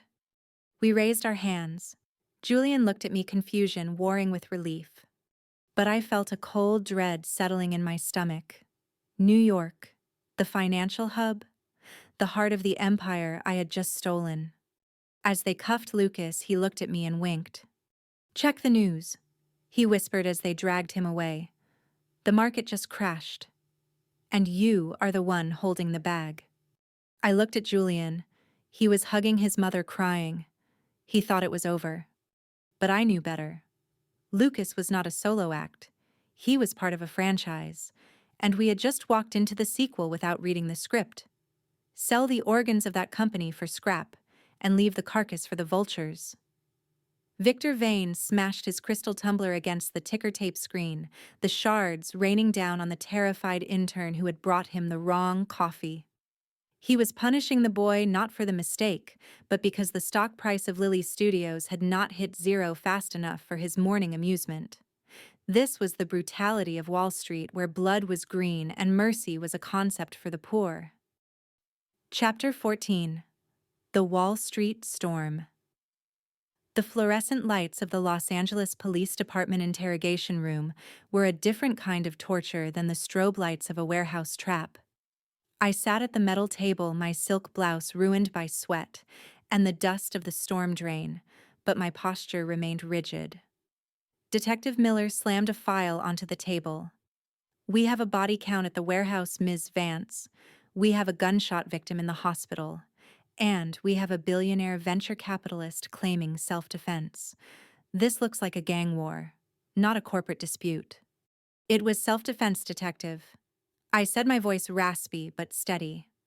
"Lucas Thorne kidnapped a woman. He attempted to murder Martha Black. We stopped him. If you want to charge me for saving lives, go ahead. But my lawyer is currently on the phone with the district attorney, and unless you want a lawsuit for wrongful detainment, I suggest you check your email." The door buzzed open. A young officer poked his head in, looking pale. "Captain says, cut her loose, Miller. The bail was posted 5 minutes ago. $500,000. Wire transfer from Black Capital." Miller glared at me. "Do not leave the country, Miss Vance." I stood up, smoothing my ruined clothes. "I am not leaving the country, detective. I am just going to New York. That is domestic travel." I walked out of the precinct into the cool night air. A black SUV was waiting at the curb. Julian Black was in the driver's seat, his arm in a sling, his face a mask of exhaustion. Marcus sat in the back, his tactical gear replaced by a hoodie pulled low to hide his face. He was technically a dead man walking a ghost who could not be seen by the law. "Get in," Julian said, his voice tight. "We have a problem. A big one." I slid into the passenger seat. "Lucas is in custody, Julian. His mother is safe. What could be bigger than that?" Julian handed me a tablet. The screen was a sea of red. While we were playing action hero in the warehouse, someone executed a massive short sale on Lily Studios. Julian explained, accelerating onto the freeway toward Van Nuys Airport. Millions of shares were dumped simultaneously. The rumor mill is saying the CEO is mentally unstable and under investigation for murder. The stock has plummeted 60% in 2 hours. I stared at the numbers. 60%. That was not a correction. That was an assassination. Who is doing it? I asked, feeling the cold dread settle in my stomach. Lucas does not have this kind of capital. He is a 20-year-old trust fund kid. He needs a backer. His phone rang. Not his phone. My phone. The one I had recovered from the warehouse. But the number on the screen was blocked. "Answer it," Marcus said from the back seat. I swiped the screen, putting it on speaker. "This is Elena Vance." "Hello, Ms. Vance." The voice on the other end was smooth-cultured and dripping with old money arrogance. "Or should I call you Eva? I must say, your performance in Los Angeles was entertaining. A bit lowbrow for my taste, but effective." "Who is this?" I demanded. My name is Victor Vane. The voice chuckled. And I believe I own 40% of your company as of 5 minutes ago. I bought the debt from your lenders while you were busy chasing Lucas. Victor Vane. Julian gasped, his knuckles turning white on the steering wheel. The Vane Group. They are the sharks of Wall Street. They strip companies for parts. Why are you doing this? I asked. You funded Lucas. You gave a sociopath the resources to kill his own mother. I made an investment. Victor corrected me, his tone bored. Lucas promised me a quick acquisition. He failed. He is sloppy. So now I am stepping in to liquidate the asset myself. You have 24 hours, Missa. Vance. Surrender the remaining shares and step down as CEO. If you do, I will let you keep the penthouse. If you fight me, I will bury you under so much litigation that you will be selling your blood for rent money. I looked at Julian. I looked at Marcus. We were three broken people in a getaway car fighting a man who could buy the police department we just left. You think this is a game, Mr. Vane? I said, my voice dropping to a dangerous whisper. Everything is a game, my dear. Victor laughed. And you just ran out of tokens. The line went dead. We need to get to New York, I said, tossing the tablet onto the dashboard. He is trying to force a board vote tomorrow morning. If I am not there to challenge the acquisition, he takes everything. The jet is fueled and waiting, Julian said, swerving through traffic. But Elena, Victor Vane is not Lucas. He does not use knives. He uses senators. He uses the SEC. He uses the media. This is not a physical fight. It is a war. Marcus spoke up from the shadows of the back seat. And in a war, you need soldiers who are not afraid to get dirty. We arrived at the private airfield. The Gulfstream jet stood waiting on the tarmac, its engines whining a high-pitched scream. Sienna Rose was waiting by the steps, shivering in a blanket. I am not going, Sienna said, her voice trembling. I cannot go back to New York. The press will eat me alive. I want to stay here. I will testify against Lucas. I will do whatever the police want. Just don't make me face Vane. I looked at her. She was broken, useless in a corporate fight. She was right to stay. Stay here, Sienna, I said, gripping her shoulder. Talk to the DA. Tell them everything Lucas did. That is your role now. Sienna nodded, tears streaming down her face. Good luck, Elena. You are going to need it. We boarded the jet. The interior was plush cream leather and gold trim, a flying palace designed to insulate us from the world below. But tonight, it felt like a war room. As the plane taxied down the runway, Julian opened his laptop, connecting to the onboard Wi-Fi. He is attacking your credibility, Elena. Look at the headlines. CEO of Lily Studios missing amidst murder scandal. Is Ava Rossi a fraud? He is controlling the narrative. I walked to the bar and poured a glass of water. My hand was shaking, not from fear but from rage. He thinks I am just a housewife who got lucky. I took a sip, the water cool against my parched throat. He thinks I am a character in a melodrama. You are? Marcus said, standing up and walking toward me. But you stopped playing the victim a long time ago. I looked at Marcus. He was technically dead. He had no ID, no bank accounts, no legal existence. What can you do in New York, Marcus? I asked. You cannot walk into the boardroom. If Vane sees you, he calls the FBI. Marcus smiled, a dark, predatory grin that reminded me of the man I fell in love with 10 years ago. Vane plays by the rules of the elite. He buys judges. He trades favors. But New York has an underbelly, Elena, a world of unions, construction crews, and private investigators who operate in the shadows. I spent 20 years filming in those streets. I know people who owe me favors, people who hate Victor Vane more than we do.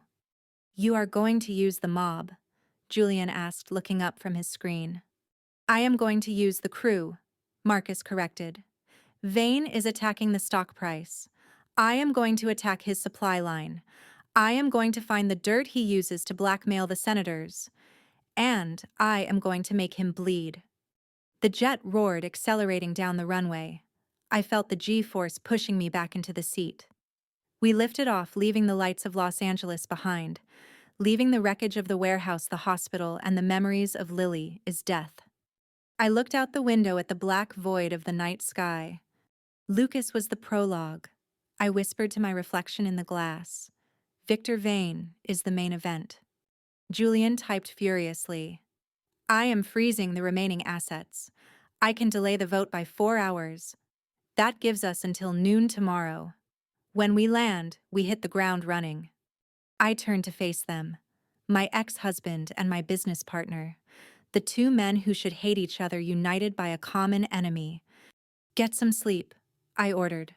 When we land in Teterboro, we are not walking into a meeting. We are walking into a crime scene. I sat back, closing my eyes. But I did not sleep. I replayed Victor Vane's voice in my head. Liquidate the asset. He talked about my life is work. My daughter is legacy, as if it were a line item on a spreadsheet. He wanted a liquidation. Fine. I would liquidate him. The plane banked banking east toward the sunrise and the storm that awaited us in the concrete jungle. The script had changed genres again. We were done with the slasher movie. Now we were in a corporate thriller. And in this genre, the weapons were not knives. They were secrets. And I held the biggest secret of all, a dead man sitting in the seat across from me, ready to haunt the man who thought he ruled the world. Action! I whispered to the hum of the engines. Sign the surrender documents, or I will have security drag you out by your hair like the trash you are. Victor Vane slammed his heavy crystal paperweight onto the glass conference table, shattering the surface into 1,000 glittering spiderwebs that radiated out from his fist. He was humiliating me, not because it was necessary for the deal, but because he enjoyed the spectacle of breaking a woman who dared to enter his jungle, believing that my gender and my grief made me a weak prey animal in a world of apex predators. The sound of the shattering glass echoed through the cavernous boardroom of the Vane Tower, located on the 88th floor overlooking the gray expanse of Manhattan. I did not flinch. I did not blink. I sat at the opposite end of the long table, my hands folded calmly on the leather portfolio in front of me. Behind Victor stood his army of lawyers, men in charcoal suits who smelled of billable hours and moral compromise. Behind me stood Julian Black, his arm in a fresh sling, his face pale but his eyes burning with a cold fire. And behind him was nobody. To the visible world, we were alone.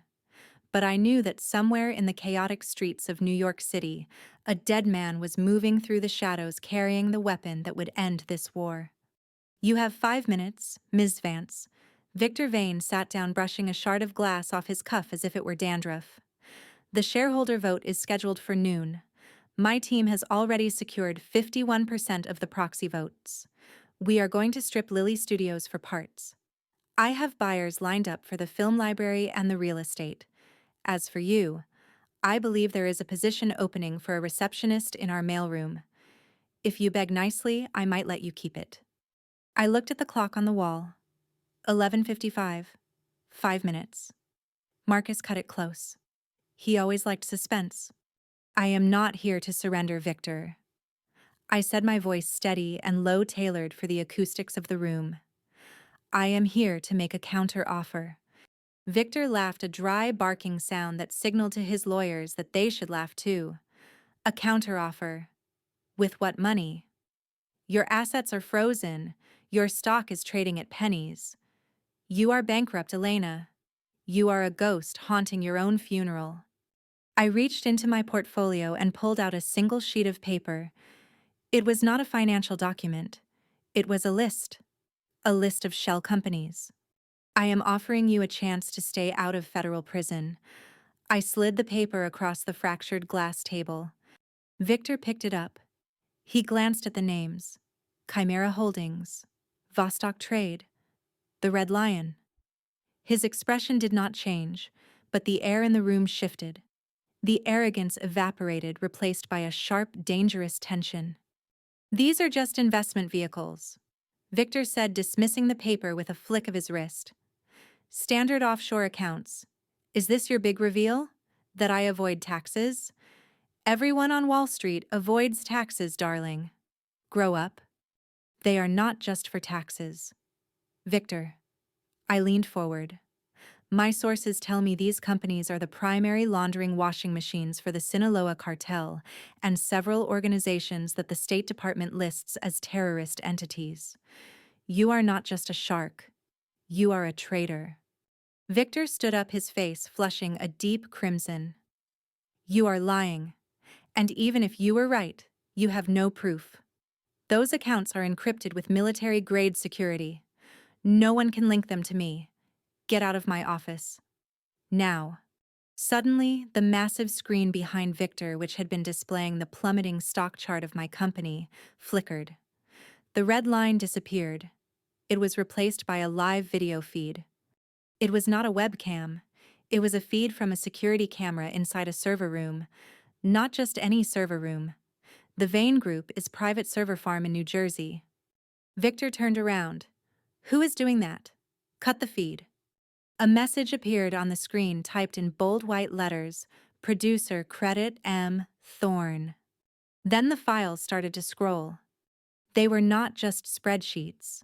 They were emails, wire transfers, voice recordings, photos of Victor Vane shaking hands with men who were on the FBI's most wanted list. The data flowed like a waterfall of incriminating evidence, cascading down the screen in high definition. My phone buzzed. It was a text from an unknown number. Action. I stood up. "You were right, Victor," I said, my voice cutting through the panic rising in the room. "No one could link them to you. Until my husband paid a visit to your server farm. It turns out that dead men are very good at breaking and entering." Victor lunged for the remote, trying to turn off the screen, but it was locked. "Stop it!" He screamed at his IT director, who was frantically typing on a laptop in the corner. "Shut it down. Pull the plug." "It is too late," I said, checking my watch. 11:59. That feed is not just playing here. It is being broadcast to the SEC, the FBI, and the New York Times. Victor froze. He looked at the screen, then at me. His eyes were wide with the realization that his life was over. The money, the power, the penthouse. It was all gone. "You bitch?" He whispered, his voice trembling. "Do you have any idea what you have done? They will kill me. The cartel. They will skin me alive." I walked over to him, my heels clicking on the parquet floor. I stopped inches from his face. "Then I suggest you ask for protective custody." The double doors of the boardroom burst open, but it was not security. FBI freeze. A dozen agents in tactical gear swarmed the room. Weapons were drawn. The lawyers scattered like cockroaches, diving under the table. Victor Vane stood paralyzed, his hands shaking as an agent slammed him against the wall and cuffed his hands behind his back. As they dragged him past me, Victor looked at me with eyes full of hate and fear. "Who are you?" he spat. "I am the CEO," I said calmly. "And you are fired." Julian Black walked over to the window, looking down at the street where police cars were surrounding the building. He let out a long breath, a sound of pure exhaustion and relief. "It is over," Julian said. "The stock is halted. The board will panic." I walked to the head of the table, the seat Victor had just vacated. I sat down, placing my hands on the cool wood. "It is not over, Julian." I picked up the phone on the conference table. "Get the board on the line. Tell them the Vane Group is leaderless and facing a RICO indictment. Tell them Lilly Studios is offering to buy the controlling interest in the Vane Group for 10 cents on the dollar." Julian looked at me shocked. "You want to buy his company?" "I want to eat it." I said, my eyes hard. "I want his assets. I want his client list. I want his building." He tried to strip my company for parts. I am going to swallow his empire whole. "But Elena..." Julian hesitated. That will make you the biggest media conglomerate on the East Coast. You will be a target. I looked at the shattered glass on the table. I saw my reflection. I did not see Eva Rossi anymore. I did not see Elena Vance the victim. I saw something new, something harder. Let them come, I said. I have a very good head of security. 6 months later, I stood on the roof of the Vane Tower, now renamed the Lily Spire. The wind whipped my hair around my face, but I did not feel the cold. I wore a coat of white wool and diamonds that glittered like ice. Below me, New York City was a grid of lights, a circuit board that I now controlled. The merger was complete. Lily Studios was no longer just a production company. It was an empire. I had wealth beyond imagination. I had power that made senators return my calls on the first ring. I had destroyed everyone who had ever hurt me. But the roof was empty. My phone rang. It was a burner phone, the only one I kept from my old life. I answered it. "Hello, Marcus." The voice on the other end was distant, mixed with the sound of ocean waves and seagulls. "Congratulations on the Time magazine cover. Woman of the Year. You look good in white." "Where are you?" I asked, walking to the edge of the parapet. "Somewhere warm," Marcus said. "Somewhere with no internet and no cameras." "I am writing again, Elena. A book this time. Fiction. Come back." The words slipped out before I could stop them. "Lucas is in prison for life. Vane is in witness protection. It is safe." Silence stretched across the line, a heavy, pregnant silence. "It is never safe, Elena," Marcus said, his voice soft. "And besides, I am dead. Remember? We can fix that. I can hire the best lawyers. We can say it was a misunderstanding." "No," Marcus sighed. "The man who let Lily drown. He had to die. If I come back, I bring the ghosts with me. You are the queen now. You do not need a dead king dragging you down." I gripped the phone tight. I need someone who knows the script." "You know the script," Marcus said. "You wrote the ending." I looked out at the city. It was beautiful, and it was incredibly lonely. "Are you happy?" I asked. "I am alive," Marcus replied. "And you are winning. That has to be enough." He paused. Cut. The line went dead.